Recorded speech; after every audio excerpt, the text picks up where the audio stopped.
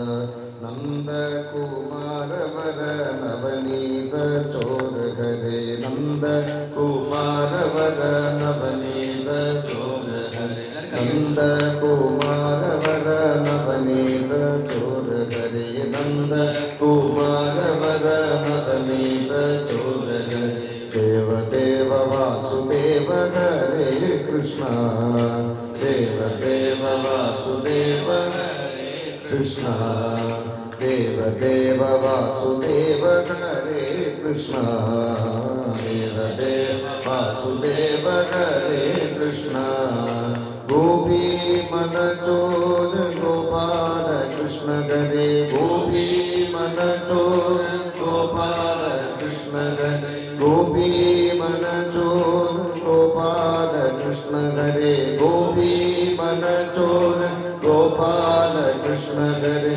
देव देव वासुदेव हरे कृष्णा देव देव वासुदेव हरे कृष्णा नंद कुमार वर नवनीत चोर हरे नंद कुमार वर नवनीत चोर हरे देव देव वासुदेव हरे कृष्णा देव देव वासुदेव हरे कृष्णा नंद कुमार वर नवनीत चोर हरे नंद कुमार वर नवनीत चोर हरे देव देव वासुदेव हरे कृष्णा देव देव वासुदेव हरे कृष्णा गोपी मन चोर गोपाल कृष्ण हरे गोपी मन चोर गोपाल कृष्ण हरे गोपी मन चोर गोपाल कृष्ण हरे गोपी मन चोर गोपाल कृष्ण हरे देव देव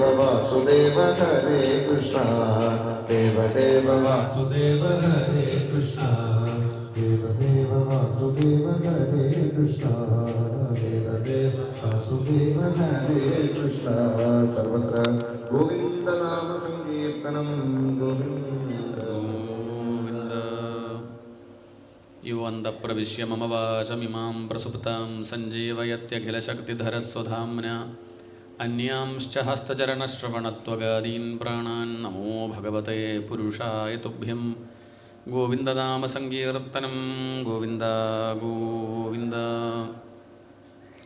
ശ്രീമദ് ഭാഗവതം അതിലെ ദശമസ്കന്ധമാണ് കണ്ടുകൊണ്ടിരിക്കുന്നത്. ഭഗവാന്റെ വൃന്ദാവന ലീല അതിൻ്റെ അവസാനത്തിലാണ് രാസക്രീഡ. രാസം എന്ന് പറഞ്ഞാൽ എന്താണെന്നുള്ളത് ഉച്ചയ്ക്ക് മുമ്പ് നമ്മൾ കണ്ടു. രസം എന്ന് പറഞ്ഞാൽ അത് ആനന്ദം, എന്ത് ലഭിച്ചാലാണോ ആനന്ദം ഉണ്ടാവുന്നത് അതിനെയാണ് രസം എന്ന് പറയുക. നമ്മളൊക്കെ ജീവിതത്തിൽ രസമാണ് ആഗ്രഹിക്കുന്നത്. പക്ഷെ അത് എവിടെയാണ് എന്താണെന്നുള്ളത് അറിയാത്തതിൻ്റെ വിഷമാണ് ഇപ്പോൾ നമ്മളൊക്കെ അനുഭവിച്ചുകൊണ്ടിരിക്കുന്നത്. എന്നാൽ ഋഷിമാർ സന്യാസിമാർ അത് വ്യക്തമായി തിരിച്ചറിഞ്ഞ് ആ രസത്തിൽ തന്നെ നിൽക്കുകയാണ്. ആ ഒരു രസം നമുക്ക് മനസ്സിലാവണ വിധം വർണ്ണിക്കുകയാണ് ഇവിടെ ഈ ഒരു കഥയിലൂടെ. അങ്ങനെയാണ് ഈ ഒരു രാസക്രീഡാ കഥ.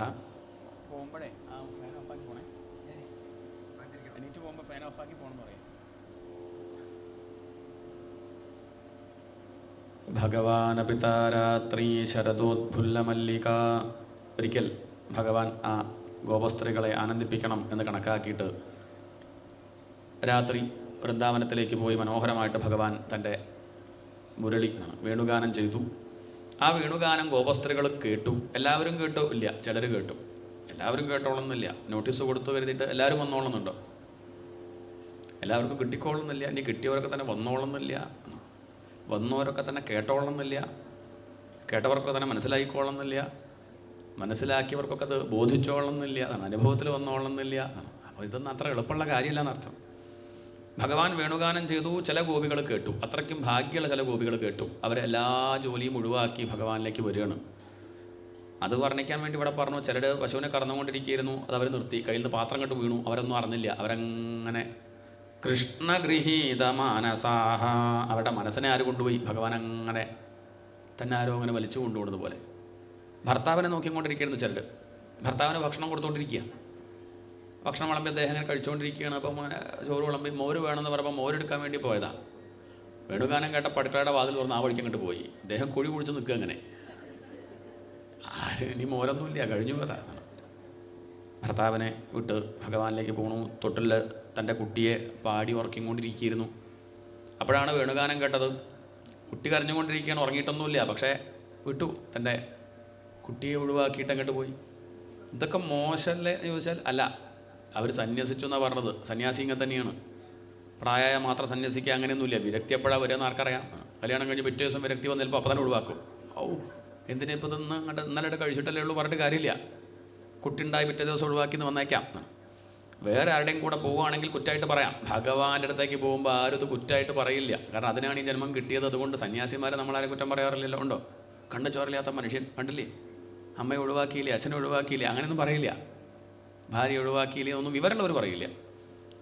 അതുകൊണ്ട് ഇവർ പോയത് പുരുഷൻ്റെ അടുത്തേക്കാണെങ്കിൽ കുറ്റം പറയാം. ഇത് പരമപുരുഷൻ, പരപുരുഷനല്ല.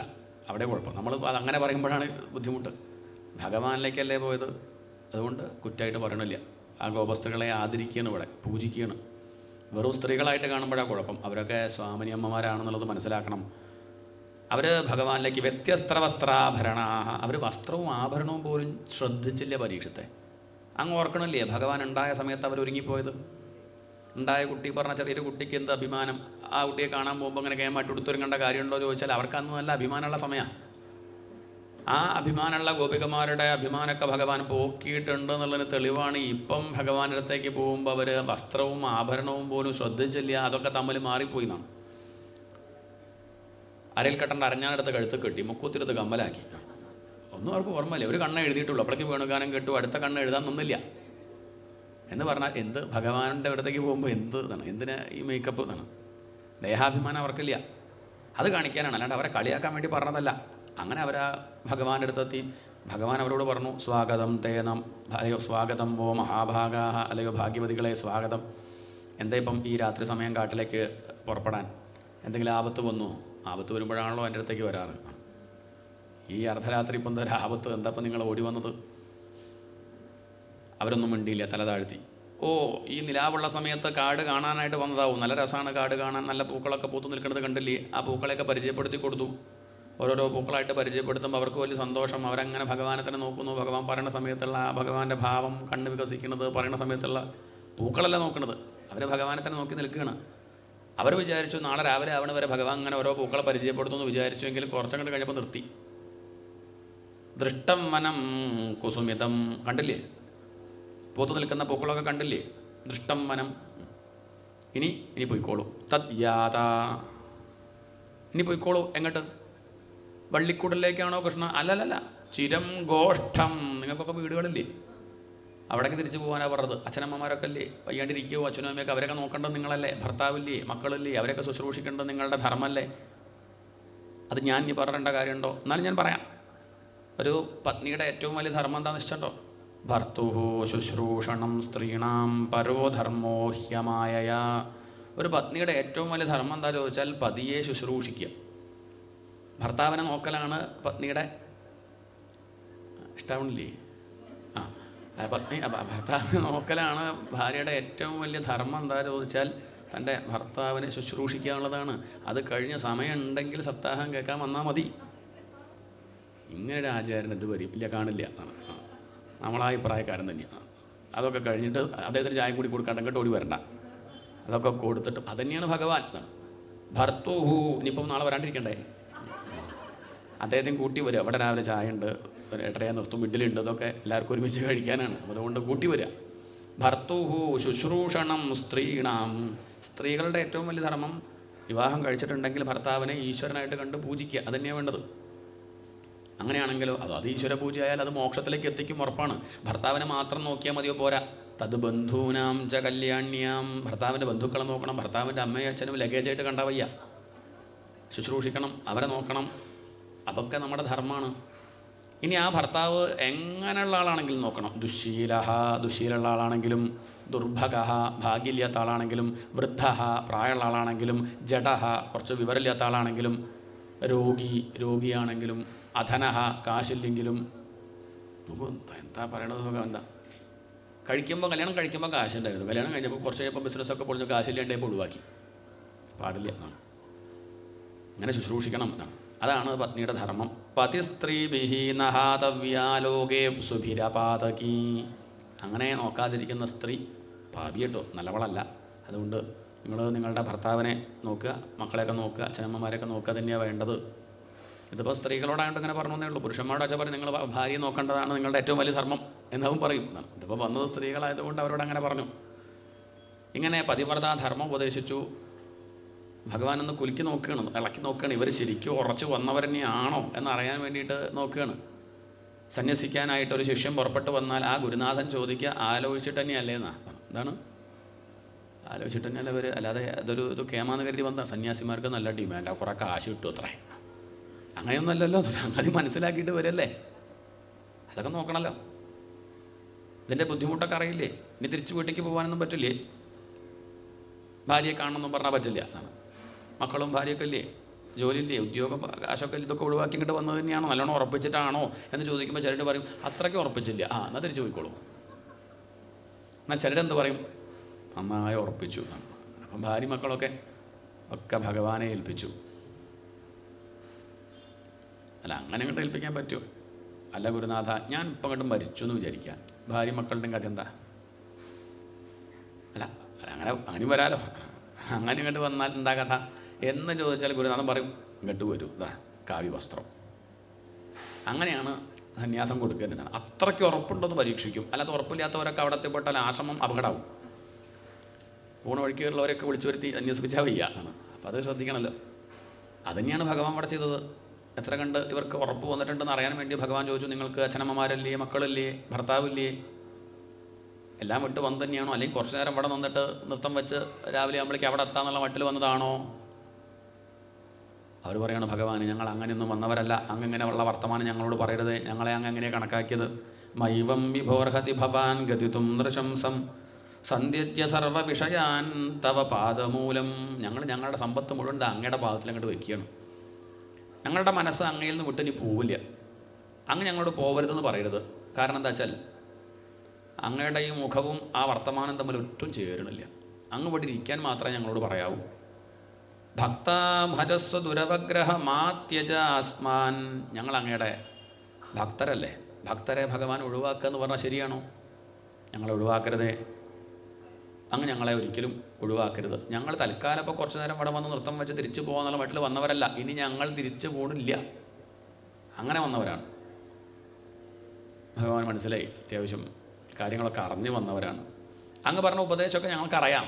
ഭർത്താവിനെ പൂജിക്കണം, അത് ഞങ്ങളുടെ ധർമ്മമാണ്. അതെ, ഞങ്ങൾ ഇത്രയും കാലം ഭർത്താവിനെ പൂജിച്ചാൽ ഒരു കുറവും വരുത്താണ്ട് നോക്കിയിട്ടുണ്ടല്ലോ. ഇങ്ങനെ ധർമ്മം അനുഷ്ഠിക്കുന്നത് എന്തിനാന്നും കൂടി അങ്ങ് പറയും.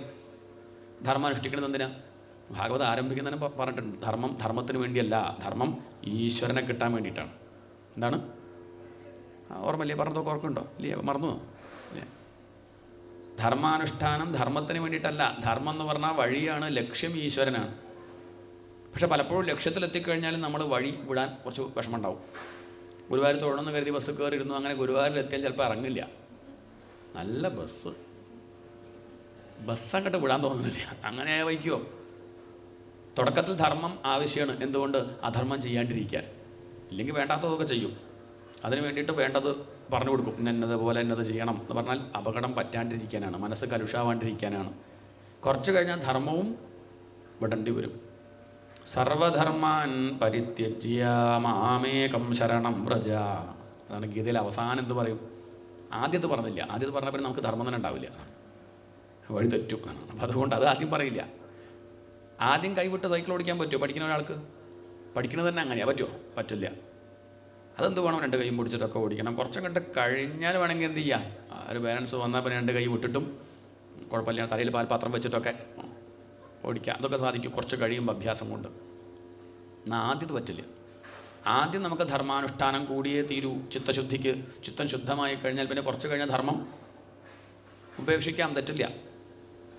കുറച്ച് കഴിഞ്ഞാൽ അതൊക്കെ അങ്ങോട്ട് ഉപേക്ഷിക്കുക. പൂജയും ദേവാലയമൊക്കെ അങ്ങോട്ട് നിൽക്കും കുറച്ച് കഴിഞ്ഞാൽ. അതാണ് സന്യാസം. ഇവരിപ്പോൾ സന്യസിച്ചതാണ്, അതാണ് കാണിച്ചിരുന്നത്. ഇവിടെ ഈശ്വരൻ ഭർത്താവിനെ സേവിക്കുന്നത് ഭർത്താവിനെ കിട്ടാനല്ല, ഈശ്വരനെ കിട്ടാനാണ്. അമ്മയെ പൂജിക്കുന്നത്, അച്ഛനെ പൂജിക്കുന്നതൊക്കെ എന്തിനാ? അതിൽ ഭഗവാനുള്ളതുകൊണ്ടല്ലേ. ഈ കാണുന്ന ആരാധനയൊക്കെ നമ്മൾ ചെയ്യുന്നത് ഭഗവാനെ കിട്ടാനാണ്. ഭഗവാനെ വേറെ കിട്ടിയാൽ പിന്നെ ഈ ആരാധനയൊന്നും ചെയ്യില്ല. കുറേ വിഗ്രഹം വെച്ച് പൂജിക്കണില്ലേ? എന്തുകൊണ്ടത്? ഭഗവാനെ കിട്ടാത്തതുകൊണ്ടാണ്. കിട്ടിക്കഴിഞ്ഞാലോ പിന്നെ ഈ വിഗ്രഹത്തെ പൂജിക്കുമോ? പണ്ട് ഒരു കല്യാണം കഴിഞ്ഞു, ഭർത്താവ് പെട്ടെന്ന് വിദേശത്തേക്ക് പോകേണ്ടി വന്നു. കല്യാണം കഴിഞ്ഞ് 2 ദിവസമായില്ലേ, അപ്പോഴേക്കും പോകേണ്ടി വന്നു. അന്ന് ഫോണൊന്നും ഇല്ലാത്ത കാലമല്ലേ. ഭർത്താവ് തൻ്റെ ഒരു ഫോട്ടോ ഭാര്യയ്ക്ക് കൊടുത്തു. മറന്നുപോയാലോ ആണ്, അതുകൊണ്ടൊരു ഫോട്ടോ കൊടുത്തു. രാവിലെ ആയ ഭാര്യ ഈ ഫോട്ടോ മുന്നിൽ അങ്ങോട്ട് വെച്ച് ചായ ഉണ്ടാക്കി 2 ഗ്ലാസ് ചായ വയ്ക്കും. ഒരു ചായ ആർക്ക്? ഫോട്ടോ കുടിക്കൊന്നുമില്ല, എന്നാലും സന്തോഷം. അതങ്ങനെ വെച്ച് ഗുഡ് മോർണിംഗ് എന്നൊക്കെ പറഞ്ഞ് ചായ കൊടുക്കും. എന്തൊക്കെ ഉണ്ടായിരുന്നു എന്നൊക്കെ അങ്ങനെ വർത്തമാനമൊക്കെ പറയും. ആരോട്? ഫോട്ടോനോടാണ് ഒരു സന്തോഷം, അവളെ സന്തോഷം. ആർക്കും ഉപദ്രവമില്ലല്ലോ, എന്നാൽ പിന്നെ അങ്ങനെ ആയിക്കോട്ടെ. ഉച്ചയ്ക്ക് ഊണായ ഊണ് വിളമ്പും. ആർക്ക്? ഭർത്താവിന്. കുറച്ച് കഴിഞ്ഞ് അത് ചീഞ്ഞു പോയെടുത്ത് മാറ്റും ചെയ്യും. അങ്ങനെ വൈകുന്നേരമായ കാപ്പി ഉണ്ടാക്കി ഒരു കാപ്പി ഭർത്താവിന് കൊടുക്കും. അങ്ങനെ കഴിഞ്ഞു. 2 കൊല്ലമായി. ഭർത്താവ് വന്നിട്ടില്ലേ. പിന്നെ ലീവ് കിട്ടിയിട്ടോ, അദ്ദേഹം അങ്ങോട്ട് വന്നു. അദ്ദേഹം എങ്ങനെയൊക്കെ ഒരു ഉച്ചവരെ 1 മണി 2 മണി 2:15 ആകുമ്പോഴാണ് എത്തിയത് എയർപോർട്ടിൽ. പിന്നെ അദ്ദേഹം ഹോട്ടലിൽ നിന്ന് കഴിക്കേണ്ട വിചാരിച്ചു. എന്തായാലും 2 കിലോ കഴിഞ്ഞ് വരുമല്ലേ, വീട്ടിൽ പോയിട്ട് ഭാര്യയുടെ കൂടെ ഇരുന്ന് ഭക്ഷണം കഴിക്കാമെന്ന് കരുതി അദ്ദേഹം വേഗം ഒരു ഓട്ടോറിക്ഷ വിളിച്ചിട്ട് വീട്ടിലെത്തിയ സമയത്ത് കോളിംഗ് ബെല്ലടിക്കുമ്പം ഭാര്യ പറയും, ആരാ ബെല്ലടിക്കണത്? ഞാൻ നമ്മുടെ ഭർത്താവിന് കൊടുക്കല്ലേ ഭക്ഷണം.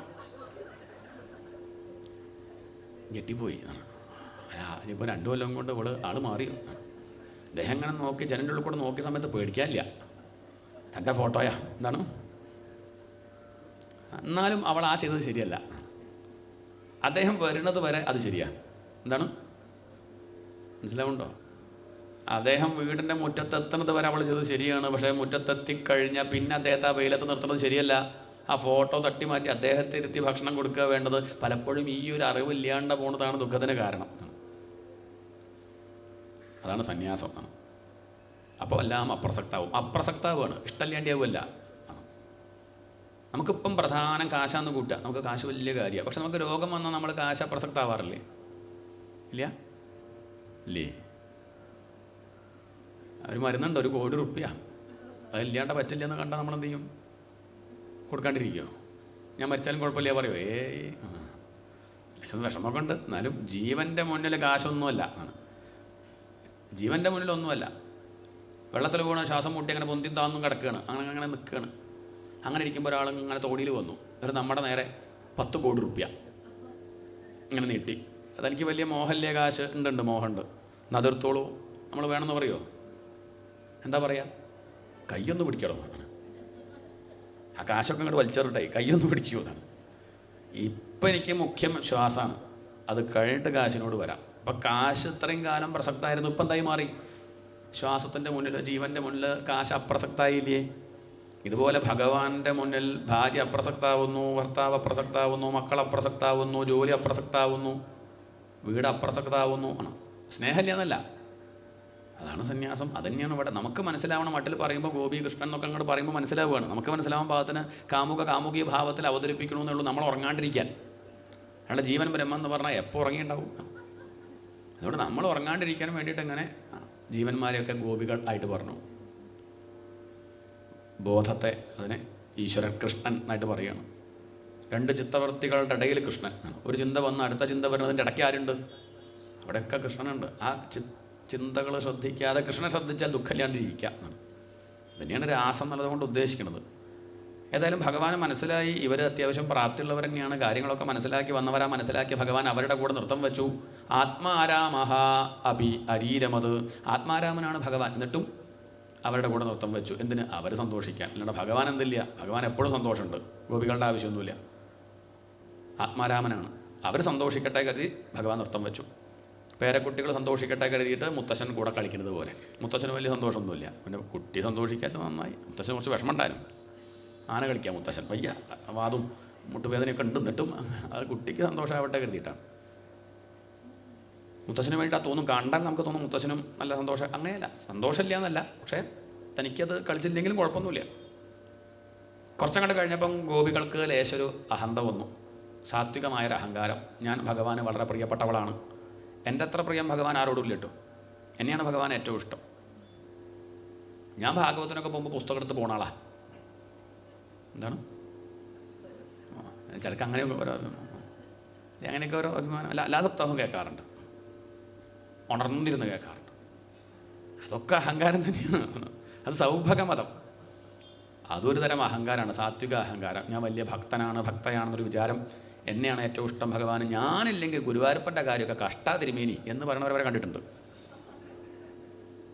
തിരിച്ചാ പറയേണ്ടത്. ഗുരുവായൂരപ്പൻ്റെ ഇൻ്റെ കാര്യം കഷ്ടം എന്നല്ലാണ്ട് ഇയാളില്ലെങ്കിൽ ഗുരുവായൂരപ്പൻ എന്താ. പക്ഷേ ഭക്തി കൂടിയിട്ട് അങ്ങനെ അങ്ങോട്ടായി പോവുകയാണ്. അങ്ങനെയൊരു ഭക്തി ആണ്. സൗഭഗമതം വന്നു എന്ന് മനസ്സിലാക്കി ഉടനെ തന്നെ ഭഗവാൻ അപ്രത്യക്ഷമായി. അപ്രത്യക്ഷമായതല്ല, അഹങ്കാരം വന്നപ്പോൾ ഭഗവാനെ കാണാതെയായി. ഭഗവാൻ എവിടേക്ക് പോകാൻ എല്ലാതിക്കലും ഇല്ലേ? അവർ കാണുന്നില്ല എന്ന് പറഞ്ഞ അർത്ഥം അഹങ്കാരം വന്നപ്പോൾ കാണാതെയായി. അത് ഭഗവാന്റെ കുറ്റമല്ല, നമ്മളെ കുറ്റമാണ്. കാണാതെ ആയപ്പോഴേക്കും ദുഃഖം. നമുക്കും ഭഗവാനെ കാണാതെയായ പിന്നെ പ്രശ്നങ്ങൾ ഇങ്ങനെ വരികയായി. ഭഗവാനെ മറന്നതാണ് പ്രശ്നം, പക്ഷെ അത് അറിയണില്ല. എന്നിട്ട് ഇങ്ങനെ പ്രശ്നങ്ങൾ പരിഹരിക്കാൻ നോക്കുന്നു. അത് ഭഗവാനെ കാണാൻ ശ്രമിച്ചാൽ മതി. അയാളുടെ പ്രശ്നങ്ങൾ പരിഹരിക്കാൻ നോക്കിയിട്ട് കാര്യമൊന്നുമില്ല, ദുഃഖപ്പെടും ബാക്കിയുണ്ടാവും. ഇവരങ്ങോട്ട് കരയാൻ തുടങ്ങി. കാണുന്നവരോടൊക്കെ ചോദിക്കുക, ഈ കണ്ടോ ഭഗവാനെ കണ്ടോ? ദുഷ്ടോ വക്കച്ചിത് അശ്വത്ഥ, അല്ലെങ്കിൽ ആലുമരമേ നീ കണ്ടോ ഞങ്ങളുടെ കൃഷ്ണനെ? മുല്ലേ നീ കണ്ടുവോ? അല്ലെങ്കിൽ തുളസി നീ കണ്ടുവോ?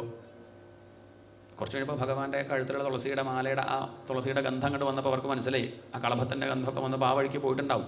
അവരങ്ങനെ പോയി നോക്കി ഭഗവാന്റെ പാദ ചിഹ്നം കാൽപ്പാട് കണ്ടു. അടുത്തന്നെ വേറൊരു ഗോപസ്ത്രീയുടെ കാൽപ്പാടും കാണുന്നുണ്ട്.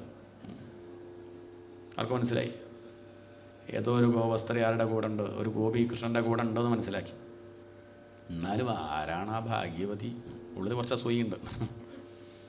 നമുക്കൊന്നും കിട്ടിയില്ല. അവളുടെ കൂടെ ഭഗവാൻ അങ്ങനെ നടന്നു പോകുകയാണുള്ളതാ, കാൽപ്പാട് കാണുന്നില്ലേ? കുറച്ചങ്ങോട്ട് പോയപ്പോൾ ആ ഗോപിയുടെ കാൽപ്പാട് കാണുന്നില്ലേ, ഭഗവാന്റെ കാൽപ്പാട് മാത്രം. അപ്പോൾ അവർക്ക് ഒന്നും കൂടി ടെൻഷനായി. അല്ല അവളിപ്പോൾ അത് എവിടെ പോയി? അപ്പോൾ ഒരു ഗോപി ലെൻസൊക്കെ എടുത്ത് വെച്ച് നോക്കിയിട്ട് പറഞ്ഞു, നമുക്ക് ഇവിടെ ഭഗവാന്റെ കാൽപ്പാട് ഇവിടുന്ന് അങ്ങോട്ട് കുറച്ചധികം മടമ്പ് താഴുന്നില്ലേ? എന്താ അർത്ഥം? ഇവിടെ എത്തിയപ്പോൾ ആ ഗോപി ആരെടുത്തു? CID-കളാണ്, അവരൊക്കെ പോലീസ് ചേർക്കണം. അതാണ് ഇപ്പോൾ ആ ഗോപിയുടെ കാൽപ്പാട് കാണുന്നില്ല, കൃഷ്ണൻ്റെ കാൽപ്പാട് കുറച്ച് അധികം അമർന്നിട്ടുണ്ടെന്ന് പറഞ്ഞ് ആ ഗോപി ഭാഗ്യവതി തന്നെ ആരാപ്പതെന്നൊക്കെ പറഞ്ഞങ്ങനെ അവർ ആ ഗോപിയെ പുകഴ്ത്താണ്. ആ ഗോപി ആരാ ചോദിച്ചാൽ ഭാഗവത്തിൽ പേരൊന്നും പറയണില്ല, ഒരു ഗോപിന്നേ പറഞ്ഞുള്ളൂ. എങ്കിലും ഭക്തന്മാർ പറയും അതാണ് രാധ എന്ന് പറയും. പറഞ്ഞാലും തെറ്റില്ല, പറഞ്ഞില്ലെങ്കിലും തെറ്റില്ല. ഇനി അതിൻ്റെ മുകളിലൊന്നും വാശി വേണ്ട. ഇനിയിപ്പോൾ അതിൻ്റെ മുകളിൽ ചർച്ച അത്രയേ ഉള്ളൂ. ഒരു ഗോപി ഭാഗവത്തിൽ ഒരു ഗോപിയുടെയും പേര് പറയണില്ല. എന്താ ചോദിച്ചാൽ പേരിൽ തന്നെ ഒരു അഹന്തല്ലേ? ഇല്ലേ? ഇല്ല. നമ്മളുടെയൊക്കെ പേരൊന്നും തിരിച്ച് പറഞ്ഞാൽ ഇഷ്ടാവുമോ? ഇപ്പം എൻ്റെ പേര് ഇങ്ങനെ പറയുമ്പം ഹരികൃഷ്ണൻ നമ്പൂതിരി, ഞാൻ അങ്ങനെ നോക്കും, ഇത് ഹരികൃഷ്ണനോ ഹരിഗോവിന്ദൻ നമ്പൂതിരി, പലരും ഹരിനാരായണൻ നമ്പൂതിരിയായ എന്തെങ്കിലുമൊക്കെ പറയും. നമുക്ക് പിന്നെ ഒന്നുമില്ല, ഇവിടെ പറയുമ്പോൾ പറഞ്ഞതേ ഉള്ളൂ, അങ്ങനെയൊന്നുമില്ല. എന്ത് പറഞ്ഞാലും ഒന്നും തിരുത്താനും പോകാറില്ല. എന്തോ പറയട്ടെ എന്ന് വിചാരിക്കുകയുള്ളൂ. അല്ല അഹന്തയൊക്കെ ഉണ്ട്, വേറെ വിഷയം. അഹന്തയ്ക്ക് കുറവൊന്നുമില്ല, തിരുത്താൻ നിൽക്കില്ല എന്നേ ഉള്ളൂ. അപ്പോൾ പേരൊന്നും ആരെയും നമുക്ക് ഇഷ്ടപ്പെടുന്നില്ല. പേരിൽ തന്നെ ഇരിക്കുന്നുണ്ട്. ഇവർക്ക് പേര് പോലും വിഷയമില്ല എന്ന് കാണിക്കാനാണ് ഗോപികളുടെ ഒന്നും പേര്. യശോദയുടെ പേര് മാത്രമേ പറയുന്നുള്ളൂ, പിന്നെ ഒരു ഗോപിയുടെയും പേര് പറയണില്ല. പേര് പറഞ്ഞാൽ പോലും അതിലെന്തുണ്ട്? സുധാമാവിൻ്റെ പേര് പറയണില്ലല്ലോ. നമ്മൾ സുധാമ എന്ന് പറയുന്നുണ്ട്. ഭാഗവത്തിൽ എന്തില്ല? കുചേലനൊന്നും ഭാഗവത്തിലില്ല. നമ്മളത് അങ്ങനെ ശ്രീതാമാവെന്ന് വിളിക്കുക. ബ്രാഹ്മണ എന്നേ പറഞ്ഞിട്ടുള്ളൂ ശ്രീശുകർ. ഏതായാലും അത് രാധയാണെന്ന് കൂട്ടാം. അവൾക്ക് മനസ്സിലായി ഞാൻ മാത്രമേ ഉള്ളൂ ഇപ്പം ഭഗവാന്റെ കൂടെ. നമ്മുടെ കൂടെ ഒരുമിച്ച് പഠിച്ചവരൊന്നും ഇപ്പം പാസ്സായിട്ടില്ല, താൻ മാത്രമേ പാസ്സായിട്ടുള്ളൂ. അവൾക്കത് വലിയ വിഷമമുണ്ടാക്കി. സ്വതവേ തിരിച്ചാണ് നമുക്കൊക്കെ ഉണ്ടാവുക, സന്തോഷം ഉണ്ടാവുക. ഒപ്പം പഠിച്ചവരൊക്കെ തോറ്റു, ഞാൻ മാത്രം. അത് അഹന്തള്ളോണ്ടാണ്. ഇത് നിഷ്കളങ്കിയാണ്. അവൾക്കാകെ സങ്കടമായി. ഒരുമിച്ച് അങ്ങനെ പുറപ്പെട്ടിട്ടെ എനിക്ക് മാത്രമേ ഭഗവാനെ കിട്ടിയിട്ടുള്ളൂ, എൻ്റെ ഒപ്പമുള്ളവർക്കൊന്നും കിട്ടിയില്ലേ. അതുകൊണ്ടെന്ന് ഒരു കാര്യം ചെയ്യുക, അവർക്ക് പക്വത ഇല്ലെങ്കിൽ അവരെ പഠിപ്പിക്കുക. അവരെ കൂടെ ഒന്നും കൂടി താനൊരു പരീക്ഷ എഴുതിയാലോ? തനിക്ക് വേണ്ടിയല്ല, അവർക്ക് വേണ്ടി. കാരുണ്യം, കൃപ, ഒപ്പമുള്ളവർക്ക് വേണ്ടിയിട്ട് അവൾ ഒന്നും കൂടി ഇറങ്ങി വന്ന് അവരെ കൊണ്ട് വീണ്ടും ഭഗവാനെ കിട്ടാനുള്ള വഴി പറഞ്ഞു കൊടുക്കുകയാണ്. ഹാ നാഥാരമണ പ്രേഷ്ഠ ക്വാസി ക്വാസി മഹാഭുജ. ആ ഗോപിയുടെ കരച്ചിൽ മറ്റു ഗോപികമാർ കേട്ടു. പറഞ്ഞു കൊടുക്കുകയാണ്, നിങ്ങളിങ്ങനെ അന്വേഷിച്ചാൽ ഭഗവാനെ കിട്ടും തോന്നുന്നുണ്ടോ? അന്വേഷിക്കുമ്പോഴും അഹന്തല്ലേ? ഞാൻ കണ്ടെത്തും എന്നുള്ള വിചാരമല്ലേ? ഇതുണ്ടെങ്കിൽ ഭഗവാനെ കിട്ടില്ല, പിന്നെന്താ വേണ്ടത്? തേടിയാൽ കിട്ടില്ല, പിന്നെയോ ശരണാഗതി പാടിയാലേ കിട്ടുള്ളൂ. എനിക്ക് കാണാൻ സാധിക്കുന്നില്ലല്ലോ ഭഗവാനെ. ഞാൻ കുറേ ശ്രമിച്ചു, എനിക്ക് പറ്റും തോന്നുന്നില്ല, അങ്ങയുടെ കാരുണ്യമില്ലാണ്ട് സാധിക്കില്ല കേട്ടോ എന്ന് പറഞ്ഞാൽ മാത്രമേ ആരെ കിട്ടുള്ളൂ. അതല്ലേ ഇപ്പോൾ രാവിലെ മുതലേ പറയണത്. യശോദ കെട്ടാൻ നോക്കി പറ്റിയോ? കെട്ടാൻ സാധിക്കുന്നില്ലല്ലോ പറഞ്ഞപ്പോൾ ഭഗവാൻ അങ്ങനെ പറയൂ, ആ ഹന്ത്യം കണ്ട് പോട്ടെ. രാമകൃഷ്ണദേവൻ പറയും ഏതുപോലെ ചോദിച്ചാൽ, അമ്മ കുട്ടി ചോക്ലേറ്റ് കഴിക്കേണ്ട കരുതിയിട്ട് മുട്ടായി മുകളിൽ കെട്ടി തൂക്കിയതാ. കുട്ടി എന്നാലും ഞാൻ ചാടി നോക്കും, കിട്ടിയാലായാലോ കരുതി അങ്ങനെ ചാടും. അതിൻ്റെ എത്രയോ മുകളിലാണ്, എത്ര ചാടിയാലും കിട്ടില്ല. എന്നാലും ഇത് ചാട്ടം നിർത്തണില്ല, അങ്ങനെ ചാടിക്കൊണ്ടിരിക്കുകയാണ്. അമ്മ അവിടെ ഇരുന്നത് കാണുന്നുണ്ട് ഈ ചാട്ടം. കുറേ ചാടി അവസാനം അത് ആകെ വിഷമിച്ച് തല താഴ്ത്തി അങ്ങനെ കരഞ്ഞിരിക്കുന്ന സമയത്ത് അമ്മയ്ക്ക് പാവം തോന്നി. കുറേ ചാടിയതല്ലേ, പാവം എടുത്തോട്ടെ കരുതി അമ്മ എന്ത് ചെയ്തു, മെല്ലെ ശബ്ദം ഉണ്ടാക്കാണ്ട് എണീറ്റ് പോയിട്ട് അത് കുട്ടിക്ക് ചാടിയാൽ കിട്ടാൻ പാകത്തിന് താഴ്ത്തി വെച്ചു. എന്നിട്ട് അവിടെ തന്നെ പോയിരുന്നു. കുട്ടി കരച്ചിലൊക്കെ കഴിഞ്ഞു, കണ്ണീരൊക്കെ തുടച്ച് അങ്ങോട്ട് നോക്കിയ സമയത്ത് മിഠായി കണ്ടല്ലോ, ഒരൊറ്റ ചാട്ടം. ആ ചാട്ടത്തിന് എന്ത് കിട്ടി? മിഠായി കിട്ടി. കുട്ടി വിചാരിച്ചത് ചാട്ടം കൊണ്ട് കിട്ടിയെന്നാ. എന്നിട്ട് ആ മിഠായി നോക്കി അമ്മയെ കാണിച്ചിട്ട് കിട്ടിയല്ലോ എന്നാണ്. അമ്മ മുകളിൽ വെച്ചിട്ടും കിട്ടിയല്ലോ എന്നും പറഞ്ഞ് ആര് പോയി? അമ്മ വല്ലതും പറഞ്ഞു? അമ്മ ഒന്ന് കണ്ണടച്ച് ചിരിച്ചു. മനസ്സ് പറഞ്ഞു, എടാ നിൻ്റെ കേമത്തം കൊണ്ടല്ലടാ, എൻ്റെ കാരുണ്യം കൊണ്ട് കിട്ടി. ഇതുപോലെ നമ്മൾ വായിച്ചല്ലോ ഭാഗവതം എന്നൊക്കെ പറഞ്ഞിട്ട് കാര്യമില്ല. സപ്താഹം കേട്ടുമല്ലോ എന്ന് പറഞ്ഞിട്ട് കാര്യമില്ല. ഭഗവാൻ പറഞ്ഞു, നിൻ്റെ കേമത്തം കൊണ്ടല്ലടാ, വലിയ കുഴപ്പമൊന്നും ഇല്ലാണ്ട് എഴുതി അവിടെ കൊണ്ടിരുത്തിയത് ഞാനാ. അത് മനസ്സിലായിക്കോളൂ. എന്ത് വേണമെങ്കിലും വരാം. അതൊന്നും വരാണ്ട് എങ്ങനെ ഇരുന്ന് വലിയ കുഴപ്പമില്ലാണ്ട് കേൾക്കാൻ പറ്റുന്നത് ഭഗവാന്റെ കാരുണ്യം കൊണ്ടാണ് തിരിച്ചറിയലാണ്. അതാണ് ഭക്തി. അത് കാണിച്ചു കൊടുക്കുകയാണ്. അതങ്ങോട്ട് മനസ്സിലായതും അവരൊരുമിച്ച് പാടാൻ തുടങ്ങി. ആ പാട്ടാണ് ഗോപികാഗീതം. ജയതി തേ അധികം ജന്മനാ വ്രജാ ശ്രയത ഇന്ദിരാ ശശ്വതത്രൈ ദയിതദൃശ്യതാം ദിക്ഷു താവകാഹ. അതാണ് അവർക്കുണ്ടായ മാറ്റം. ഇതുവരെ അവർ എൻ്റെ എന്നേ പറയാറുള്ളൂ. ഇപ്പം അവർ താവകാഹ. എന്താണ് താവകാഹ പറഞ്ഞാൽ? ഞങ്ങൾ കൃഷ്ണ നിൻ്റെയാണേ. എന്താണ്? എൻ്റെ കൃഷ്ണൻ എന്നല്ല, കൃഷ്ണൻ്റെ. ഞങ്ങളൊക്കെ കൃഷ്ണൻ്റെയാണ്. അതിൽ മമത പോയി.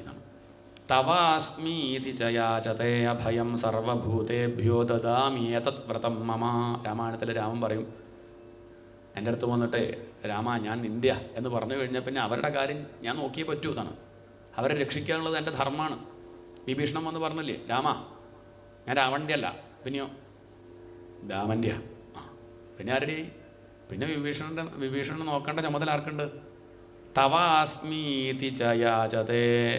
എൻ്റെ രാമൻ എന്നല്ല, എൻ്റെ കൃഷ്ണൻ എന്നല്ല, കൃഷ്ണൻ്റെ ഞാൻ കൃഷ്ണൻ്റെ സ്വത്ത്, ഞാൻ ഭഗവാന്റെ ദാസൻ എന്നാണ്. രാമദാസൻ, കൃഷ്ണദാസൻ, ഹരിദാസൻ, അങ്ങനെയാണ് പറയുക. ഭഗവാന്റെ എന്ന് കാണിക്കുകയാണ്. അവരുടെ അജ്ഞാനം പോയി, അഹങ്കാരം പോയി. പിന്നെ അവർ പറയാൻ തുടങ്ങി, ഭഗവാനെ എത്ര എത്ര ദിക്കിൽ നിന്ന് അങ്ങ് ഞങ്ങളെ രക്ഷിച്ചു. വിഷജലാഭ്യയാത് വ്യാള രാക്ഷസാത് വർഷമാരുതാത് വൈദ്യുതാനലാത്. ഇതൊക്കെ അങ്ങയുടെ കാരുണ്യം കൊണ്ടാണ് രക്ഷപ്പെട്ടത്, ഞങ്ങൾക്ക് ഉറപ്പുണ്ട്. അങ്ങ് ആരാന്ന് ഞങ്ങൾക്ക് നന്നായി അറിയാം. നഖലു ഗോപികാ നന്ദനോ ഭവാൻ. ഈ ഗോപസ്ത്രീകൾ വിവരമില്ലാത്ത സ്ത്രീകളാ വിചാരിക്കരുതേ. നഖലു ഗോപികാ നന്ദനോ ഭവാൻ. അങ്ങ് കേവലം ഒരു ഗോപികയുടെ മകനല്ല, യശോദയുടെ പുത്രനല്ല എന്നർത്ഥം. പിന്നെയോ അഖിലദേഹിനാം അന്തരാത് മധുർക്ക്. സകല ജീവജാലങ്ങളുടെയും ഉള്ളിൽ അന്തര്യാമിയായിട്ട് കുടികൊള്ളുന്ന ചൈതന്യമാണ് അങ്ങ് ഞങ്ങൾ അറിയുന്നു. ആരറിയുന്നു? ഇതൊക്കെ ഉപനിഷത്താണ്. ഇതെങ്ങനെ അവർക്ക് മനസ്സിലായി? അത് ഭഗവാന്റെ കാരുണ്യം കൊണ്ട് മനസ്സിലായി. തന്നെ എങ്ങനെ മനസ്സിലായി ചോദിച്ചാൽ, ഋഷിമാർക്ക് ഇതെങ്ങനെ മനസ്സിലായി? തപസ്സിലൂടെ മനസ്സിലായി. നമ്മൾ പിന്നെ പുസ്തകം നോക്കി മനസ്സിലാക്കി വിചാരിക്കുക. ആദ്യം ഇതെങ്ങനെ കിട്ടി? അത് ഭഗവാന്റെ കാരുണ്യം കൊണ്ട് അവരറിയണം. ഇത് ഭഗവാൻ അവർക്ക് ബോധിപ്പിച്ചു കൊടുത്തു. അവർ പറയാണ്, വിഘനസാർത്ഥിതോ വിശ്വഗുപ്തയെ. വിഘനസൻ ബ്രഹ്മാവ്. പണ്ട് ബ്രഹ്മാവ് അഭ്യർത്ഥിച്ച സമയത്ത് ആ വിഷ്ണു ഭഗവാൻ കൃഷ്ണനായിട്ട് അവതരിച്ചതാണ്. ഇപ്പോൾ അതാ എന്നൊക്കെ ആർക്കറിയാം? ആ ഗോപികമാർക്ക് അറിയാതൊക്കെ അതാണ് ഇപ്പോൾ ഇവിടെ പറയണത്. അതുകൊണ്ട് കേവലം ഒരു പുരുഷൻ്റെ അടുത്തേക്ക് വന്നതല്ല, ഭഗവാനാണെന്ന് അറിഞ്ഞ് വന്നതാ. അങ്ങാണ് നിത്യപ്രിയൻ, ബാക്കിയുള്ളവരൊക്കെ അനിത്യപ്രിയന്മാരാണ്. ഇപ്പം പലരും നമ്മൾ സ്നേഹിക്കുന്നുണ്ടെങ്കിൽ ആ സ്നേഹത്തിന് ഏറ്റക്കുറച്ചിലുണ്ടാവും. ചിലപ്പോൾ അതുണ്ടാവും, ചിലപ്പോൾ ഉണ്ടാവും, ഇടയ്ക്ക് കൂടും കുറയും. ഇല്ലേ എന്നും ഒരുപോലെ ഉണ്ടാവും. വെറുതെ പറയൊന്നും വേണ്ട. അപ്പോൾ കുറച്ച് കഴിയുമ്പോൾ കുറയും കൂടും, രണ്ടും ഉണ്ടാവും. മാറിക്കൊണ്ടിരിക്കും. എന്നാൽ അവനവനോടുള്ള സ്നേഹത്തിനൊരു കുറവുമില്ല. നമുക്ക് ഏറ്റവും സ്നേഹം ആരോടാ ചോദിച്ചാൽ, എനിക്ക് ഏറ്റവും സ്നേഹം എന്നോട് തന്നെ. ഏറ്റവും സ്നേഹം ആരോടാ? എന്നോട്. അത് കഴിഞ്ഞാൽ അത് കഴിയുന്നില്ലല്ലോ. അതന്നെ, അത് കഴിയുന്നില്ല. എനിക്ക് എന്നോട് തന്നെ ഏറ്റവും സ്നേഹം. അതിനെ നന്നായി നോക്കുന്നവരൊക്കെ ഉണ്ടെങ്കിൽ അവരോടും ഞാൻ സമയത്ത് ചായയും കാപ്പിയൊക്കെ കിട്ടുക, കാര്യങ്ങളൊക്കെ കുഴപ്പമില്ലാണ്ട് നടക്കാൻ വെച്ചാൽ അവരോടും വലിയ യുദ്ധത്തിനൊന്നും പോവില്ല. അതും അവരോടുള്ള സ്നേഹമൊന്നുമല്ല, എന്നോടുള്ള സ്നേഹം. ആത്മനസ്തു കാമായ പതിപ്രിയ ഭവതി. മൈത്രേയി, എല്ലാവർക്കും പ്രധാനം അവനവൻ്റെ കാര്യം. അതിന് അനുകൂലമായാൽ ഭാര്യയെ സ്നേഹിക്കും, അത്രയേ ഉള്ളൂ. മക്കളെ സ്നേഹിക്കും. അതല്ലെങ്കിലോ ഒന്നും ഉണ്ടാവില്ല. അവനവൻ തന്നെയാണ് പ്രധാനം. അതാണ് സത്യം. ആ അവനവനായിട്ട് നിൽക്കുന്നത് ആരാ? അത് ഭഗവാനാണ്. അപ്പോൾ നമ്മളൊക്കെ സ്നേഹിക്കുന്നത് വാസ്തവത്തിൽ ആരെയാ? ഭഗവാനെയാണ്. ഈ ശവത്തെയല്ല, ഉള്ളിലുള്ള ശിവത്തെയാണ്. അതാ ഗോപികമാർ മനസ്സിലാക്കിയിട്ടുണ്ട്. കുറേ അവർ കരഞ്ഞു. അവസാനം പറയാണ്, ഭഗവാനെ അങ്ങ് ഞങ്ങളുടെ മുന്നിൽ വരുന്നില്ലെങ്കിലേ ഞങ്ങൾക്ക് പുണ്യം ഇല്ല എന്ന് കൂട്ടാം. എന്തായാലും ഞങ്ങൾ ഇനി അങ്ങയുടെ പിന്നാലെ വരുന്നില്ല. കാരണം അങ്ങക്ക് ബുദ്ധിമുട്ടാവണ്ട. ഞങ്ങളെ പറ്റിക്കാൻ വേണ്ടി അങ്ങ് ഒളിച്ചു നിൽക്കുമ്പോൾ അങ്ങയുടെ കുഞ്ഞിക്കാല് ഇവിടെ കല്ലും മുള്ളും കൊണ്ട് വേദനിക്കുമെന്ന് ഞങ്ങൾക്ക് പേടി. ഞങ്ങൾക്കിപ്പോൾ ഞങ്ങളുടെ പ്രശ്നമൊന്നും പ്രശ്നമല്ല. ഇതുവരെ അങ്ങനെയല്ലായിരുന്നു. ഇതുവരെ അവർക്ക് അവരുടെ പ്രശ്നമൊക്കെ പ്രശ്നമായിരുന്നു. ഇപ്പോൾ അവർ പറയുകയാണ് ഞങ്ങളുടെ വേദനയൊന്നും വിഷയമില്ല, അങ്ങ് വേദനിക്കരുതെന്ന് മാത്രമേ ഞങ്ങൾക്കുള്ളൂ. ഇതാണ് ശരിക്കുള്ള ഭക്തി. ഗുരുവായൂരപ്പ എന്നെക്കൊണ്ട് അങ്ങേക്ക് ബുദ്ധിമുട്ടുണ്ടാവരുത്. നമുക്കിപ്പോൾ അങ്ങനെയല്ല, അങ്ങ് കുറച്ച് ബുദ്ധിമുട്ടിയാണെങ്കിലും കുഴപ്പമില്ല, എൻ്റെ കാര്യം. അത് ഭക്തിയല്ല, അത് കച്ചവടം എന്നതിന് പറയുക, അത് ബിസിനസ്. അവിടെ പറയാണ് ഭഗവാനെ ഞങ്ങൾ അങ്ങനെ ഇനി ബുദ്ധിമുട്ടിക്കുന്നില്ല എന്ന് പറഞ്ഞ് അവരങ്ങോട്ട് പൊട്ടിക്കരയാൻ തുടങ്ങി. അവരുടെ കരച്ചിൽ അവിടെ ഉള്ളവരൊക്കെ കേൾക്കുകയാണ്. എല്ലാവരും തൊട്ടിൽ കുട്ടികൾ കരയണത് പോലെ ഈ വലിയ സ്ത്രീകൾ അങ്ങനെ കരയാണ്. ഇതി ഗോപ്യപ്രകായന്ത്യ പരീക്ഷത്ത്. ആദ്യമൊക്കെ അവർ പാടി, പിന്നെ അവർക്ക് പാടാൻ പറ്റണില്ല. പാട്ടിനും എന്ത് വേണം? പാട്ടിനും ശ്രുതിയൊക്കെ വേണ്ടേ അല്ലേ? ശ്രുതി, രാഗം, താളം ഒക്കെ അല്ലേ പാടുമ്പോൾ. അപ്പം അവർ കുറച്ച് ബോധത്തോടു കൂടിയാണ്. പാട്ടിലും എന്തുണ്ട്? കുറച്ചൊരു അഹന്തല്ലേ? ഇല്ല. പാടുമ്പോഴും എന്തുണ്ട്? അങ്ങനെ പാടുക. കരയുമ്പോഴോ? കരയാറായപ്പം ഒന്ന് വയ്ക്കൂ, ശ്രുതി വയ്ക്കൂ. അങ്ങനെ കരയില്ല. കരയുമ്പോൾ ശ്രുതി നോക്കാൻ പറ്റില്ല. അതാണ് ഇവിടെ. ആദ്യമൊക്കെ അവർ നോക്കൂ, ശ്രുതി നോക്കിയിട്ടൊക്കെ പാട്ടൊക്കെ പാടി. ഗോപികാഗീതൊക്കെ എങ്ങനെയാ? ജയതിത്തെ അധികം ജന്മനാവ്രജ ശ്രയത ഇന്ദിര. ഒരു താളമൊക്കെ ഉണ്ട്. കുറച്ചങ്ങോട്ട് കഴിഞ്ഞപ്പോൾ അവർക്ക് താളം പോയി, രാഗം പോയി, ഒക്കെ പോയി. ഭഗവാൻ മാത്രമായി. ഇതി ഗോപ്യപ്രകായന്ത്യ പ്രലപന്ത്യശ്ച ചിത്രധാരുരുദുഹു. അവരങ്ങോട്ട് കരയാൻ തുടങ്ങി പരീക്ഷത്തെ. സുസ്വരം രാജൻ. പക്ഷെ നല്ല രസമുണ്ടായിരുന്നു. നേരത്തെ പാടി പാട്ടിനേക്കാൾ ഭംഗി കരച്ചിലുണ്ടായിരുന്നു. ഈ രാഗവും താളമൊന്നും ഇല്ലാണ്ടായി. അതെ, അവർ പാടിയതിനേക്കാൾ നന്നായിട്ടുണ്ടായിരുന്നു കരച്ചിൽ. കരച്ചിലൊക്കെ ആരെങ്കിലും നന്നായി എന്ന് പറയുമോ ഗുരുനാഥ? അങ്ങനെ പറയുമോ? കരച്ചിലൊക്കെ ആ കുട്ടി കണ്ട് കരഞ്ഞ ഞാൻ മാഷം കണ്ട് അടിച്ചപ്പോഴേ കുട്ടി എന്ത് രസമാണ് കാണാൻ. ഞാനത് വീഡിയോ എടുത്ത് വെച്ചു. അങ്ങനെ കാര്യങ്ങൾ അന്നെന്തോ സൈക്കോ ആണ് ആൾ, എന്തോ കാര്യമായിട്ട് പ്രശ്നമുണ്ട്. കരച്ചിലൊക്കെ കണ്ട് ആസ്വദിക്കണമെങ്കിൽ. എന്നിട്ട് എന്താ ശ്രീശുവരെ ഗുരുനാഥ അങ്ങ് ഈ ഗോപികളുടെ കരച്ചിൽ ഇത്ര രസമുണ്ടെന്ന് പറയാൻ കാരണം? അതല്ല പരീക്ഷത്തെ. നമ്മൾ കുറേ കരച്ചിലൊക്കെ കണ്ടിട്ടില്ലേ? പലരും കരയണം നമ്മൾ കണ്ടിട്ടുണ്ട്. അമ്പലത്തിലൊക്കെ ഒന്ന് അങ്ങനെ കരയും പലരും. അത് കരയണത് മകളുടെ കല്യാണം കഴിഞ്ഞില്ല എന്നും കുട്ടിയായില്ല എന്നൊക്കെ പറഞ്ഞിട്ട് കരയണതല്ലേ കണ്ടിട്ടുള്ളൂ. ജോലി കിട്ടിയില്ല, അപ്പോൾ കാശില്ല, കടമാണ്, അത് ഇതെന്നൊക്കെ പറഞ്ഞിട്ടല്ലേ. ഭഗവാനെ കിട്ടിയില്ല എന്ന് പറഞ്ഞ് കരയണത് കണ്ടിട്ടുണ്ടോ? ഇതങ്ങനെയാണ്, അങ്ങനെയല്ലേ കരയേണ്ടത്. അപ്പം അതിന് ഭംഗി കൂടും. അതുകൊണ്ട് അവർ സുസ്വരം രാജൻ കൃഷ്ണദർശനലാലസാ. മറ്റൊന്നും അവർക്ക് വേണ്ട. അധികാരം വേണ്ട, പണം വേണ്ട, ഒന്നും വേണ്ട. എന്തു മതി? കൃഷ്ണനെ മാത്രം മതി. അതല്ലേ ആഗ്രഹിക്കേണ്ടത്. അതുകൊണ്ട് അവരുടെ കരച്ചിൽ വളരെ നന്നായിരുന്നു.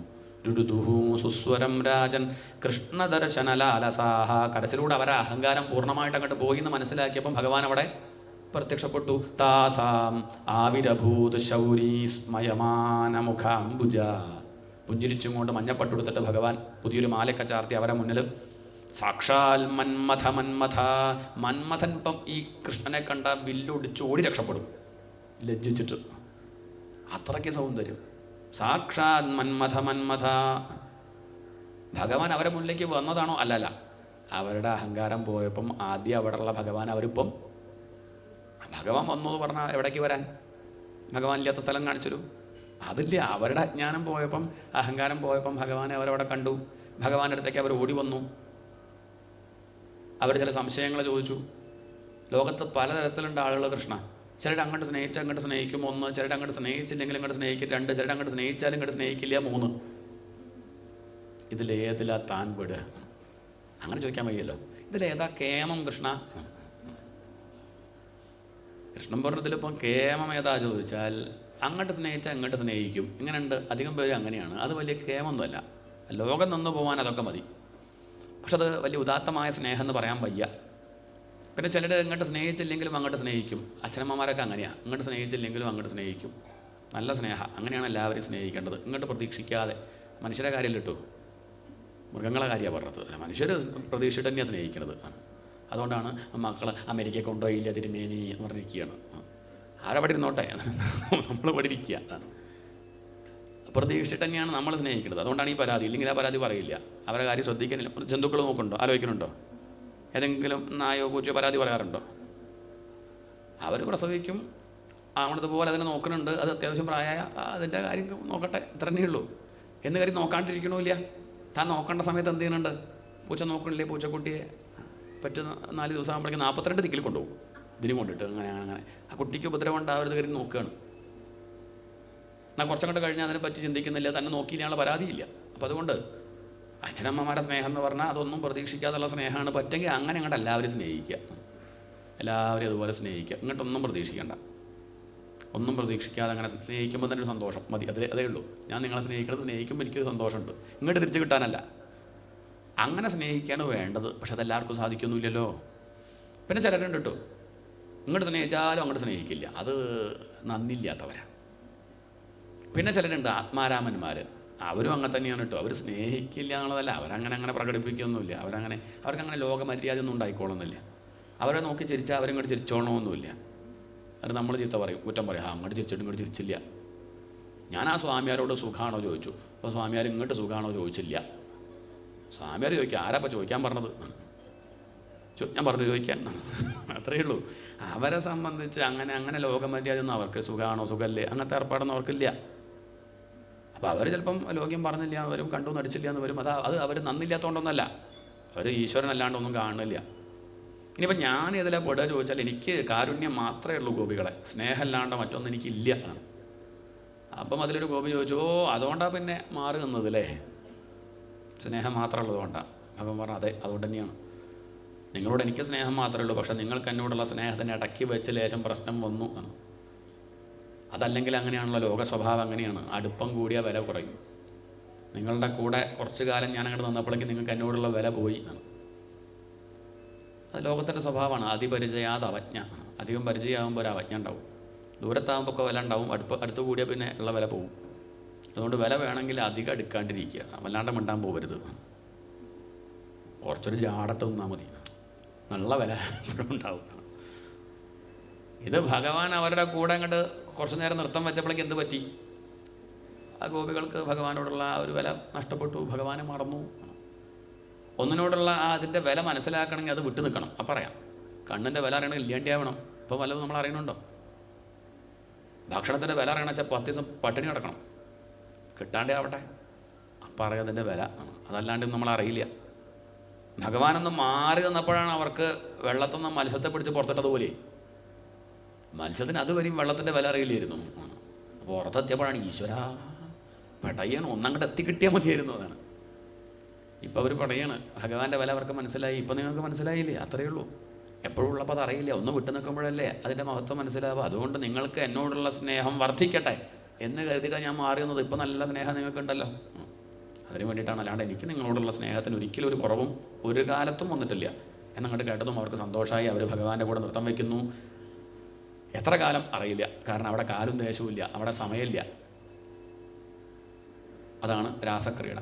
നൃത്തം എന്ന് പറഞ്ഞാൽ ആനന്ദ നൃത്തം എന്നൊക്കെയാണ് പറയുക. നൃത്തം എന്ന് പറഞ്ഞാൽ ആനന്ദം. നൃത്തം വയ്ക്കുമ്പോൾ അഭിമാനം ഇല്ലാതെ ആകുമ്പോൾ നൃത്തം വയ്ക്കുക, അഭിമാനം ഉണ്ടാകുമ്പോൾ നൃത്തം വയ്ക്കില്ല. അങ്ങനെ ആ ആനന്ദം അങ്ങനെ നിന്നു. ഇതൊക്കെ കേട്ട പരീക്ഷത്ത് നമുക്ക് വേണ്ടി ചോദിച്ചു, എന്നാലും ശരിയായില്ലോ. അങ്ങനെയാണ് പറഞ്ഞത്. അച്ഛനമ്മമാരുണ്ട്, മക്കളുണ്ട്, ഭർത്താക്കന്മാരുണ്ട്, എന്നിട്ട് രാത്രി സമയത്ത് വന്ന് കൃഷ്ണൻ്റെ കൂടെ നൃത്തം വയ്ക്കുക എന്ന് പറഞ്ഞാൽ പരീക്ഷത്തെ താനിപ്പം കൃഷ്ണനെ പിടിച്ച് പുരുഷനാക്കിയില്ലേ? അതുകൊണ്ടല്ലേ താൻ ഈ ചോദ്യം ചോദിച്ചത്, അല്ലേ? ആണോ? അല്ലേ? ഭഗവാനല്ലേ കൃഷ്ണൻ. അങ്ങനെ കാണുമ്പോൾ കുഴപ്പമുണ്ടോ? ഇല്ല. അതാ കുഴപ്പം. തന്നെ നമ്മുടെ പ്രശ്നം. നമ്മൾ സൗകര്യത്തിന് വെച്ച് കുറ്റം പറയാനാകുമ്പോൾ കൃഷ്ണനെ പിടിച്ച് പുരുഷനാക്കും, നമ്മൾ കുറ്റം പറയാം. എന്നാൽ ഗുരുവായൂർ പോയി തൊടുമ്പോൾ അങ്ങനെയാ പുരുഷനായിട്ടാണ് കാണുന്നത് ഗുരുവായൂരപ്പനെ. അങ്ങനെയാണെങ്കിൽ ഭാര്യയും ഭർത്താവ് ഒരുമിച്ച് പോയി തൊടുമ്പം ഭർത്താവ് എൻ്റെ കൃഷ്ണ എന്ന് വിളിച്ച് മാറി നിന്ന ഭാര്യ എന്താ വിളിക്കുക? ഭർത്താവിൻ്റെ കൃഷ്ണനാ. എൻ്റെ കൃഷ്ണ എന്ന് വിളിക്കുമ്പോൾ ഭർത്താവ് എതിർക്കണ്ടേ? പുരുഷനാണെങ്കിൽ എതിർക്കും. അദ്ദേഹം എതിർക്കാണ്ടിരിക്കണം എന്താ വെച്ചാൽ അത് ഈശ്വരനാണ്, അവളുടെയാണ്, എൻ്റെയാണ്, മക്കളുടെയാണ്. അവിടെ വന്ന് തൊടാൻ വന്നവരുടെ ഒക്കെയാണ് ആര്? ഭഗവാൻ. അപ്പം പുരുഷനായിട്ട് കാണുന്നില്ല. ഭഗവാൻ ആരാന്ന് ശരിക്കും അറിയാത്തത് കൊണ്ടല്ലേ? ഏതാണ് പുരുഷൻ്റെ പുരുഷത്വം ഭഗവാനാണ്, സ്ത്രീയുടെ സ്ത്രീത്വം ഭഗവാനാണ്. പക്ഷേ ചിത്രം വരയ്ക്കുമ്പോഴും വിഗ്രഹം ഉണ്ടാക്കുമ്പോഴൊക്കെ നമുക്ക് ഒന്നെങ്കിൽ പുരുഷൻ അല്ലെങ്കിൽ സ്ത്രീ, ഇങ്ങനെയൊക്കെ അതേ പറ്റുള്ളൂ. ഇപ്പോൾ പല സങ്കല്പമുണ്ട്. പകുതി രാധ, പകുതി കൃഷ്ണൻ, അങ്ങനെയല്ലേ? ശിവനൊക്കെ അർദ്ധനാരീശ്വരൻ, പകുതി എന്നുള്ള അർത്ഥമല്ല, രണ്ടും എവിടെ ഉണ്ട്? ഭഗവാനുണ്ടെന്ന് കാണിക്കുകയാണ്. സ്ത്രീയും പുരുഷനും ഷണ്ടനും എന്തൊക്കെ ഉണ്ടോ ഒക്കെ ഭഗവാനാണ്. മനുഷ്യനും മൃഗവും അതല്ല നരസിംഹം ഒക്കെ ഭഗവാനാണെന്ന് കാണിക്കുകയാണ്. പിന്നെ അങ്ങ് വല്ലാതെ പേടിക്കൊന്നും വേണ്ട. ആ ഗോപന്മാർക്ക് പെട്ടെന്നൊരു സംശയം തോന്നി. എന്താ കൂടെ തങ്ങളുടെ ഭാര്യമാരില്ലെന്നൊരു സംശയം തോന്നി. അവർ ഞെട്ടി ഉണർന്ന് ആ ലൈറ്റിട്ട് നോക്കിയ സമയത്ത് ഭാര്യമാരെവിടെ ഉണ്ട്? ആ ഗോപന്മാരെ വീട്ടിലവിടെ ഭാര്യമാർ അവിടെ തന്നെ കിടക്കുന്നുണ്ട്.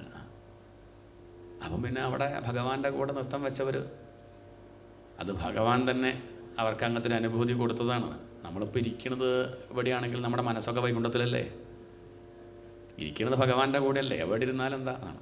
അത് അവർക്ക് ഉള്ളിലുണ്ടായ അനുഭൂതിയാണ് പരീക്ഷത്തെ. നമ്മുടെ കൂടെ തന്നെ സന്യാസിമാർ അല്ലേ, പക്ഷെ അവരനുഭവിക്കുന്നത് നമ്മളത് അനുഭവിക്കുന്നത് ഒന്നാണോ?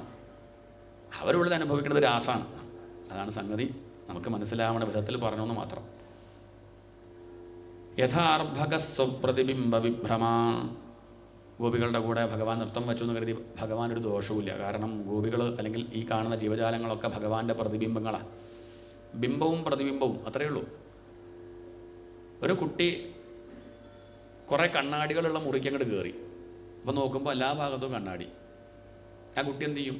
കുട്ടി ഇങ്ങനെ അപ്പോൾ എല്ലാ കുട്ടികളും കൂടി ഇങ്ങോട്ട് കാണിക്കും, രസമായി. പിന്നെ അത് ഓരോ വിക്രസ് കാണിക്കും, അത് കണ്ട് രസിക്കും. അത് കുറ്റമായിട്ട് പറയാറുണ്ടോ? മഹാപാപം, കുട്ടി കണ്ണാടിയോട് കളിക്കുക, അങ്ങനെയൊന്നും പറയില്ല. അത് തന്നെയാണ്. ഇതുപോലെ നമ്മളൊക്കെ ഭഗവാന്റെ പ്രതിബിംബങ്ങളാണ്.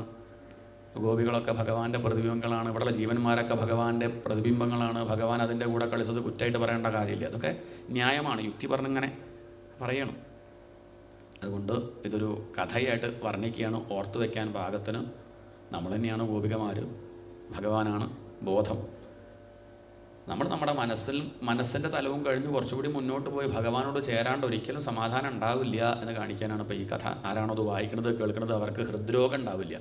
ഹൃദ്രോഗമാശു അപഹിനോതി.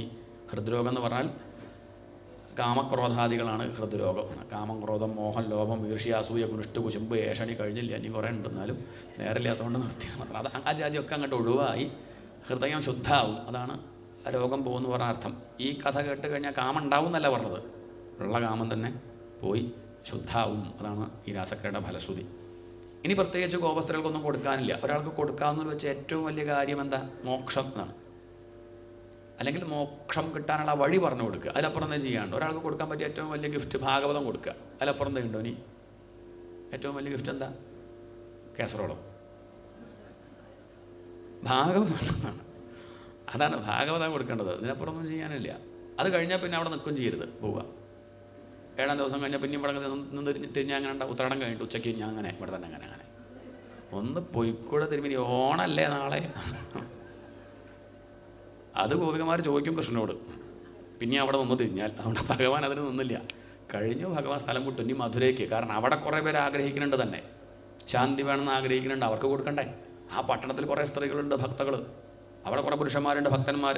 അവർക്കും കൊടുക്കണ്ടേ എന്ന് കരുതി ഭഗവാൻ മധുരയ്ക്ക് താമസം മാറുകയാണ്. അതിനെന്തേണ്ടായ സന്ദർഭം? കാര്യങ്ങളൊക്കെ കംസൻ്റെ അടുത്ത് വന്ന് നാരദ മഹർഷി കൃത്യമായിട്ട് പറഞ്ഞു. അങ്ങയുടെ അന്തകൻ കൃഷ്ണനാണ്, വസുദേവരുടെ 8ാമത്തെ മകനാണ്. വസുദേവർ അന്ന് രാത്രി തന്നെ സ്ഥലം മാറ്റിയതാണ് എന്നൊക്കെ അങ്ങോട്ട് പറഞ്ഞപ്പോഴേക്കും വസുദേവരോട് ദേഷ്യം വർദ്ധിച്ചു. വസുദേവരെ ഞാൻ ഇപ്പം വെട്ടിക്കൊല്ലെന്ന് പറഞ്ഞു. നാരദ പറഞ്ഞു, ഇപ്പം വേണ്ട. ഒരച്ഛനെ സംബന്ധിച്ച് വലിയ വിഷമം എന്താ വെച്ചാൽ മക്കളെ 2 പേരെയും ആ അച്ഛൻ്റെ മുന്നിൽ വെച്ച് വെട്ടിക്കൊല്ലണം, രാമനി കൃഷ്ണനി. എന്തിനാ അങ്ങനെ പറഞ്ഞത്? അവരങ്ങോട്ട് എത്തിക്കാൻ. അല്ലെങ്കിൽ വസുദേവരപ്പം കൊല്ലില്ലേ? അതാണ് വേണ്ടത്. അങ്ങനെ അയാൾ അനുഭവിക്കട്ടെ. ആര്? വസുദേവർ അനുഭവിക്കട്ടെ എന്നൊക്കെ പറഞ്ഞപ്പം എന്നാൽ പിന്നെ അങ്ങനെയാവാൻ തീരുമാനിച്ചു. ഇനിയിപ്പോൾ എന്താ അതിനുള്ള വഴി? കംസൻ അങ്ങനെ ആലോചിച്ച് എന്താ വഴി ചോദിച്ചാൽ വഴിയുണ്ട്. എന്താ വഴി വെച്ചാൽ ഇവിടെ ഒരു വില്ലുണ്ട്, പഴയൊരു വില്ല് വെച്ച യാഗം നടത്താം. പേരിന് യാഗത്തിനോടൊന്നും വലിയ താല്പര്യമുള്ള ആളുള്ള കംസൻ, പക്ഷെ എന്നാലും അങ്ങനെ പേരിനൊരു യാഗം, വില്ല് വെച്ച യാഗം. ആളെ കൂട്ടാനുള്ള ഏർപ്പാടാണ്. ചില അങ്ങനെ ഭക്തിയൊന്നും വിശ്വാസമൊന്നും ഇല്ലെങ്കിലും അങ്ങനെയൊക്കെ ഓരോ നടത്താറുണ്ട്. എനിക്ക് വിശ്വാസമൊന്നും ഇല്ല തിരുമേനി, പിന്നെ എന്താ വെച്ചാൽ നമുക്കൊരു പരിപാടി നടത്തിയാൽ 10 ആൾ വരുന്ന കാര്യമല്ലേ, അതുകൊണ്ട് അങ്ങനെയൊക്കെയുള്ള മട്ടുണ്ട് അല്ലേ. അപ്പോൾ ഇതാണ് കംസൻ. അപ്പം അവനവൻ അങ്ങനെ ഭക്തിയും വിശ്വാസമൊന്നുമില്ല. പിന്നെ അങ്ങനെ കൃഷ്ണനും രാമനെ എത്തിക്കണം. അതിന് വേണ്ടിയിട്ട് അവിടെയുള്ള പഴയൊരു വില്ല് തട്ടുംപുറത്ത് നിർത്തിട്ട് പോളിഷ് ചെയ്ത് വൃത്തിയാക്കിയൊരു പീഠത്തിൻ്റെ മുകളിൽ വെച്ച് പൂജിക്കുക. വില്ല് വെച്ച യാഗം നടക്കുന്നുണ്ടെന്ന് പറഞ്ഞ് ക്ഷണിക്കാം. ഇടയന്മാരെയൊക്കെ വിളിക്കാം. ഇവിടെ പാലും വെണ്ണയൊക്കെ വിൽക്കാനുള്ള സൗകര്യം ചെയ്തു തരാമെന്ന് പറഞ്ഞാൽ അവിടുന്ന് അങ്ങോട്ട് വരും എല്ലാവരും കൂടി. കുട്ടികൾക്കൊക്കെ കാണാൻ പാകത്തിന് ഇവിടെ നമുക്കൊരു മ്യൂസിയമൊക്കെ ഒരുക്കാം. പഴയ വാളൊക്കെ എടുത്ത് കാണിക്കാം. 51 പേരെ വെട്ടിയ വാളാണിത് എന്നൊക്കെ പറഞ്ഞിട്ട് അങ്ങനെയൊക്കെ ഓരോ ഇത് മുത്തശ്ശൻ ഉപയോഗിച്ചതാണ് എന്നൊക്കെ പറഞ്ഞ് മ്യൂസിയം. വലിയ കേമത്തല്ല, അതൊക്കെ ഇങ്ങനെ കാണിച്ചു കൊടുക്കാം. കുട്ടികൾക്ക് അതൊക്കെ വലിയ ഇഷ്ടമാവും. അപ്പോൾ അവരെ കൊണ്ടുവരിക. അതുകൊണ്ട് കുട്ടികളെ 2 പേരെയും കൂടെ എത്തിക്കണം, രാമനും കൃഷ്ണനെയും. അതിപ്പോൾ ആരെ എത്തിക്കുക? അവരുടെ അടുത്തേക്ക് പലരും വിട്ടു. പൂതന, പ്രലംബൻ, ബകാസുരൻ, അഘാസുരൻ, തൃണാവർത്തൻ, ശകടൻ, ഇവരൊക്കെ മരിച്ചു. അങ്ങോട്ട് പോയവരൊന്നും ഇങ്ങോട്ട് വരുന്നില്ല. നഹീച്ച അല്ലേ എന്നുവെച്ച പുനരാവർത്തത. അവിടെ പോയാൽ പിന്നെ ഇങ്ങോട്ട് വരുന്നില്ല.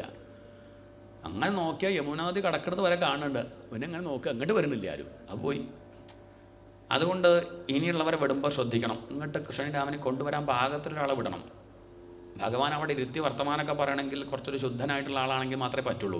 അങ്ങനെ ശുദ്ധനായിട്ടൊരാൾ തൻ്റെ കൂട്ടത്തിലുണ്ടോ ചോദിച്ചാൽ ഇല്ലല്ലോ. അതല്ലേ ബുദ്ധിമുട്ട്. അങ്ങനെ ഇരുന്ന് ആലോചിച്ചു, ആര്യാപ്പം വിടുക.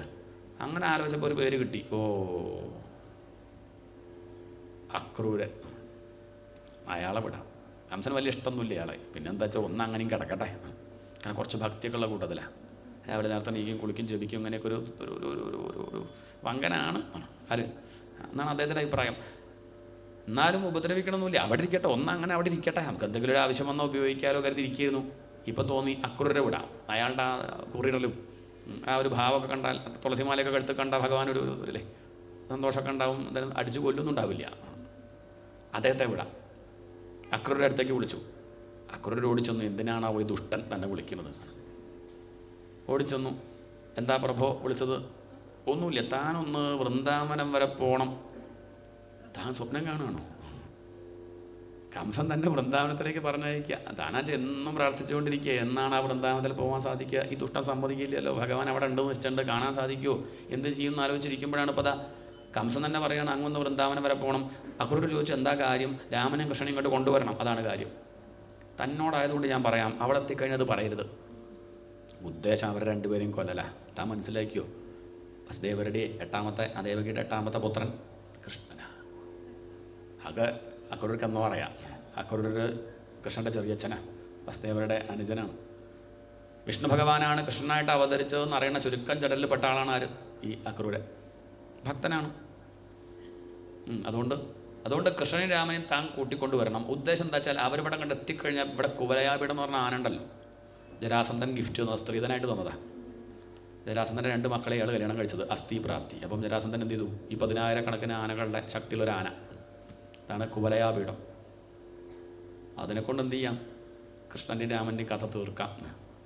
ആന മതളക്കി അങ്ങോട്ട് അടഞ്ഞു. കുറേ പേരങ്ങോട്ട് കൊന്നു. കൂട്ടത്തിൽ രാമനും കൃഷ്ണനും. ആനയുടെ പേരിൽ കേസെടുക്കുമോ? ആരും ഒന്നും അറിയില്ല. ഒരു സംശയം ആർക്കും ഉണ്ടാവില്ല. അത് സാധിച്ചില്ലെങ്കിൽ ഇവിടെ മല്ലയുദ്ധം ഉണ്ടല്ലോ, മുഷ്ടികനും ചാണൂരനും ഇല്ലേ, മല്ലയുദ്ധത്തിന് ക്ഷണിക്കാൻ. എന്നിട്ട് അറിയാണ്ട് മർമ്മത്ത് കൊണ്ടുപോയി അടിച്ചപ്പം വീണച്ചിട്ടല്ല, അറിയാണ്ട് പറ്റിപ്പോയതാ എന്ന് പറഞ്ഞാൽ പോരെ? വഴിയൊക്കെ ഉണ്ട്. അങ്ങ് ഇവിടെ എത്തിച്ചാൽ മതി. ഇക്കാര്യം അങ്ങ് പറയരുതേ. അങ്ങ് പറയേണ്ടത് വില്ല് വെച്ച യാഗം നടക്കുന്നുണ്ടെന്ന് മാത്രമേ പറയാവൂ എന്നൊക്കെ പറഞ്ഞു. എന്തായാലും അക്രൂരരെ പുറപ്പെടുകയാണ്. അന്ന് രാത്രി അക്രൂർക്ക് ഉറങ്ങാൻ പറ്റിയില്ല. നാളെ രാവിലെ കൃഷ്ണനെ കാണാൻ പോവല്ലേ വിചാരിച്ചിട്ട് ഉറങ്ങാൻ പറ്റണില്ല. അക്രൂരോ ഭജതാം രാത്രിം മധുപുര്യാം മഹാമതി ഉഷിത്വാ രഥമാസ്ഥായ പ്രയവു നന്ദഗോകുലം താം രാത്രിയും. ആ രാത്രി തിരിഞ്ഞു മരണം കിടക്കുകയാണ്. നാളെ ഞാൻ ഭഗവാനെ കാണാൻ പോവുക എന്നുള്ള വിചാരത്തിൽ ഉറങ്ങാൻ പറ്റണില്ല. പിറ്റേന്ന് രാവിലെ നേരത്തെ നീറ്റ് കുളിയൊക്കെ കഴിഞ്ഞ് അദ്ദേഹം തേരൊക്കെ നേരെയാക്കി പുറപ്പെട്ടു. എന്തിനാ എത്ര നേരത്തെ പുറപ്പെട്ടത്? കംസൻ ഉടർന്നാൽ സംഭവിച്ചില്ലെങ്കിലോ? മനസ്സ് മാറിയ വയ്യല്ലോ. രാവിലെ നേരത്തെ പോകാൻ വെച്ചാൽ ബ്ലോക്കൊന്നും ഇല്ലാണ്ട് പോവാം. വലിയ പൊടിയും പോകിയൊന്നും ഉണ്ടാവില്ല. ഒരു 8 മണി കഴിഞ്ഞാൽ പിന്നെ ഓഫീസ്, പിന്നെ കുട്ടികളെ തിരക്ക് അല്ല, ബസ്സിലൊന്നും ആകെ ബുദ്ധിമുട്ടാവും. അപ്പം അതുകൊണ്ട് സുഖമായിട്ട് പോകാൻ പറ്റും രാവിലെ ആണെങ്കിൽ. അതൊന്നുമല്ല കാര്യം. ഭഗവാനെ കാണാനുള്ള തിടുക്കം കൊണ്ട് അദ്ദേഹം പെട്ടെന്ന് തന്നെ പുറപ്പെട്ടു. കംസൻ കൊടുത്തയച്ച രഥത്തിലാണെങ്കിലും ഇരിക്കുന്നത് മനോരഥത്തിലാണ് പരീക്ഷത്തെ. അദ്ദേഹം ഇങ്ങനെ ചിന്തിക്കുകയാണ്, ഭഗവാനെ കണ്ടു കഴിഞ്ഞാൽ ഞാൻ ആദ്യം ഭഗവാന്റെ കാൽക്കലം കണ്ട് കൊണ്ട് നമസ്കരിക്കും. എന്നിട്ട് ഞാൻ പറയും, ഞാൻ അങ്ങയുടെ ഭക്തൻ, പേര് അക്രൂരൻ. ഭഗവാൻ അങ്ങോട്ട് കെട്ടിപ്പിടിക്കും. എന്നാലും ഇത്രയും കാലം ഞാൻ ആ കംസനെ കുറ്റം പറഞ്ഞില്ലേ മനസ്സുകൊണ്ട്? ദുഷ്ടൻ പലതവണ മനസ്സിൽ വിളിച്ചു. അത്ര ദുഷ്ടനൊന്നുമല്ല. കാരണം തന്നെ നോക്കൂ, ഭഗവാനെ കാണാനുള്ള അവസരം തനിക്ക് ഉണ്ടാക്കി തന്നത് ആരാ? കംസനല്ലേ. ഭഗവാനെ കാണിച്ചു തരുന്ന ആളെ നമ്മൾ ശാസ്ത്രത്തിൽ വിളിക്കുക ഗുരുനാഥൻ എന്നാ. അങ്ങനെയാണെങ്കിൽ കംസൻ ഇപ്പം എൻ്റെ ആരാ? അയ്യോ ഗുരുനാഥനാ. ആ ഗുരുനാഥനല്ലേ ഞാനിപ്പം ഇത്രയും കാലം കുറ്റം പറഞ്ഞത് എന്നൊക്കെ ചിന്തിച്ചു. അദ്ദേഹം അങ്ങനെ ആ വൃന്ദാവനത്തിൽ എത്തുകയാണ്. രാവിലെ പുറപ്പെട്ടിട്ട് വൈകുന്നേരമായി എത്താൻ. ഉച്ചയുടെ മുന്നേ എത്തേണ്ടതാ ശരിക്കും പറഞ്ഞാൽ. അത്രേ ദൂരമേ ഉള്ളൂ. പക്ഷെ എന്താ വെച്ചാൽ ഇദ്ദേഹം ഓരോ ചിന്തിച്ച് കുതിരയുടെ വഴിക്കും ഇയാൾ വഴിക്കും പോവുകയാണ്. അവസാനം എങ്ങനെയൊക്കെയോ അവിടെ എത്തുകയാണ്. വൃന്ദാവനത്തിലെത്തി. വൃന്ദാവന ഭൂമി കണ്ട് അദ്ദേഹം സന്തോഷിച്ചു. എന്ത് മനോഹരമായ സ്ഥലം. ആ വൃന്ദാവനത്തിലെത്തിയ സമയത്ത് അദ്ദേഹത്തിന് എങ്ങനെയാ ഇപ്പോൾ താൻ ഈ വൃന്ദാവനത്തിലേക്ക് കാല് വയ്ക്കുക? തേരുന്ന് എങ്ങനെയാ താൻ ഇറങ്ങുക? കൃഷ്ണൻ കളിച്ച സ്ഥലമല്ലേ, അവിടേക്ക് താൻ തൻ്റെ ഈ കാലം അങ്ങോട്ട് വയ്ക്കാൻ പറ്റുമോ? അതുകൊണ്ട് തലകുത്തി ഇറങ്ങാമെന്ന് കരുതി തേരിൽ നിന്ന് അദ്ദേഹം തലകുത്തിയിട്ടാണ് ഇറങ്ങണത്. എന്തൊരു ഭക്തി! എന്നിട്ട് ആ മണലൊക്കെ വാരി തൻ്റെ ശിരസിൽ തളിക്കുകയാണ്. ഭഗവാന്റെ പാദസ്പർശമേറ്റ മണ്ണാണ്. അതൊന്നും പറഞ്ഞാൽ നമുക്ക് മനസ്സിലാവില്ല, കേരള ആയതുകൊണ്ടാണ് നമുക്കങ്ങനെ മനസ്സിലാവില്ല. കിടന്ന് ഉരുളാണ് അദ്ദേഹം, ഭഗവാന്റെ പ്രസാദം എന്ന് പറഞ്ഞിട്ട്. കുതിര എങ്ങനെ നോക്കുക, ഞാനാണോ കുതിര, ഇയാളാണോ കുതിര? കൃഷ്ണനും രാമനും വൈകുന്നേരത്തെ മേക്കഴികളൊക്കെ കഴിഞ്ഞ് നീലാംബരനും പീതാംബരനും, കൃഷ്ണന് മഞ്ഞപ്പട്ടാഷ്ടം, ബലരാമന് നീലപ്പട്ടാഷ്ടം. വൈകുന്നേരത്തെ മേക്കഴികൾ കഴിഞ്ഞാൽ പിന്നെ വല്ലാണ്ട് മേക്കപ്പ് ഒന്നുമില്ല, കാരണം ഇനിയിപ്പോൾ ആരും കാണാനൊന്നുമില്ല. അതുകൊണ്ട് അധികം മാലയില്ല, അധികം വളകളില്ല. അങ്ങനെ രണ്ടുപേരും. ആ ഒരു ദർശനം ആർക്ക് കാണാൻ പറ്റി? അത് അക്രൂരർക്ക് പറ്റി. കയ്യിലെ കിണ്ടി പിടിച്ച് അങ്ങനെ കാത്തിരിക്കുകയാണ്. അമ്മ പശുവിനെ കറക്കുന്നുണ്ട്, അതങ്ങോട്ട് കഴിഞ്ഞാൽ കുടിക്കായിരുന്നു എന്ന് കരുതി അങ്ങനെ കാത്തിരിക്കുകയാണ്. അപ്പോഴാണ് പെട്ടെന്ന് അക്രൂരർ വന്നു എന്നുള്ള കാര്യം ആരറിഞ്ഞു? ഭഗവാൻ അറിഞ്ഞു. നോക്കുമ്പോൾ അത് അക്രൂരർ കയ്യിലുള്ള പാത്രമൊക്കെ അങ്ങോട്ട് വലിച്ചെറിഞ്ഞ് നേരെ അക്രൂരത്തേക്ക് ഓടിച്ചെന്നു. അക്രൂരർ ഭഗവാനെ കണ്ടപ്പോൾ ഞാൻ അങ്ങയുടെ ഭക്തൻ എന്ന് പറയാൻ പുറപ്പെടുമ്പോഴേക്കും ഭഗവാൻ അങ്ങോട്ട് ചെറിയച്ഛ എന്നങ്ങോട്ട് വിളിച്ചില്ലേ. അക്രൂർക്ക് രോമാഞ്ചം. ഇതുവരെയും തന്നെ കണ്ടിട്ടില്ല, കാണേണ്ട കാര്യമുണ്ടോ? സർവജ്ഞനായ ഭഗവാനിപ്പം എല്ലാം നിശ്ചല്ലേ. കൈ അങ്ങോട്ട് പിടിച്ചു കൃഷ്ണൻ, മറ്റേ കൈ രാമനും, എന്നിട്ട് കൂട്ടിങ്ങോട്ട് കൊണ്ടുപോവാണ്. അച്ഛാ അതാരാ വന്നത് നോക്കൂ എന്നൊക്കെ പറയുമ്പോഴേക്കും നന്ദഗോപരൊക്കെ ഇറങ്ങി വന്നു. കംസം പറഞ്ഞയച്ച് വരിക, സ്വീകരിക്കണ്ടേ? കേമായിട്ട് സ്വീകരിച്ചിരുത്തി.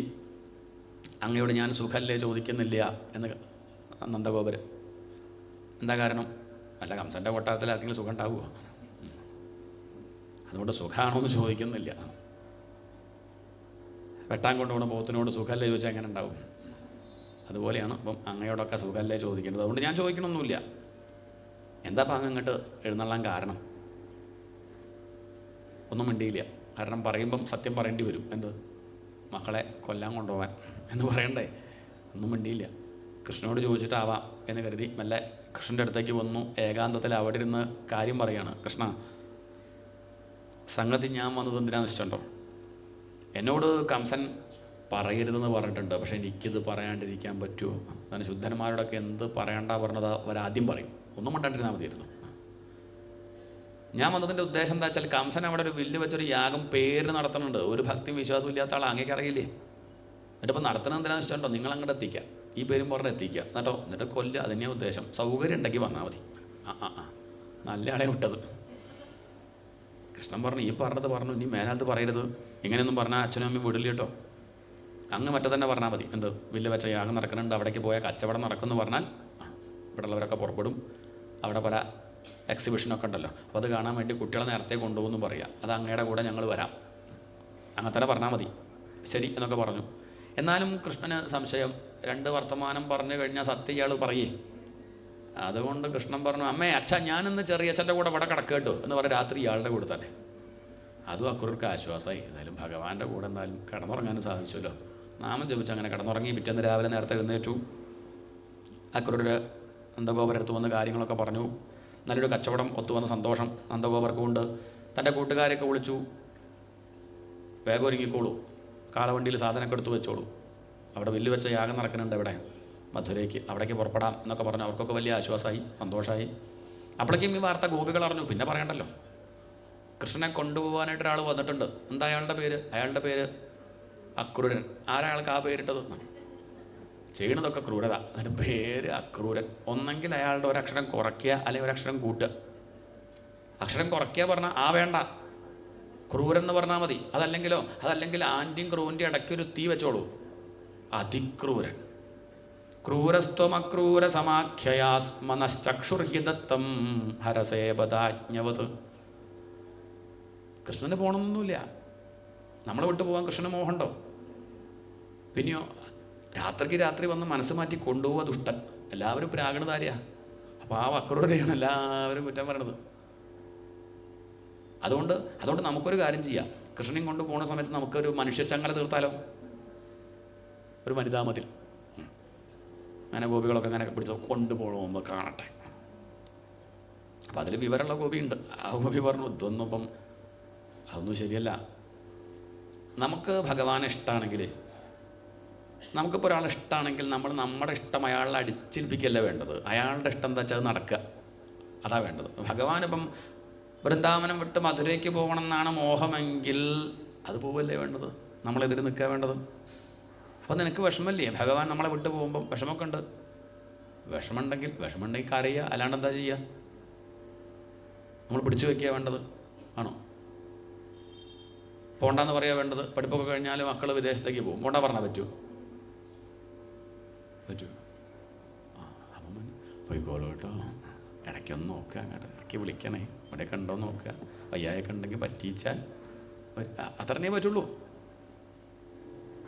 ഓരോ സമയത്ത് ചെയ്യേണ്ടത് ചെയ്യാണ്ടിരിക്കാൻ പറ്റുമോ?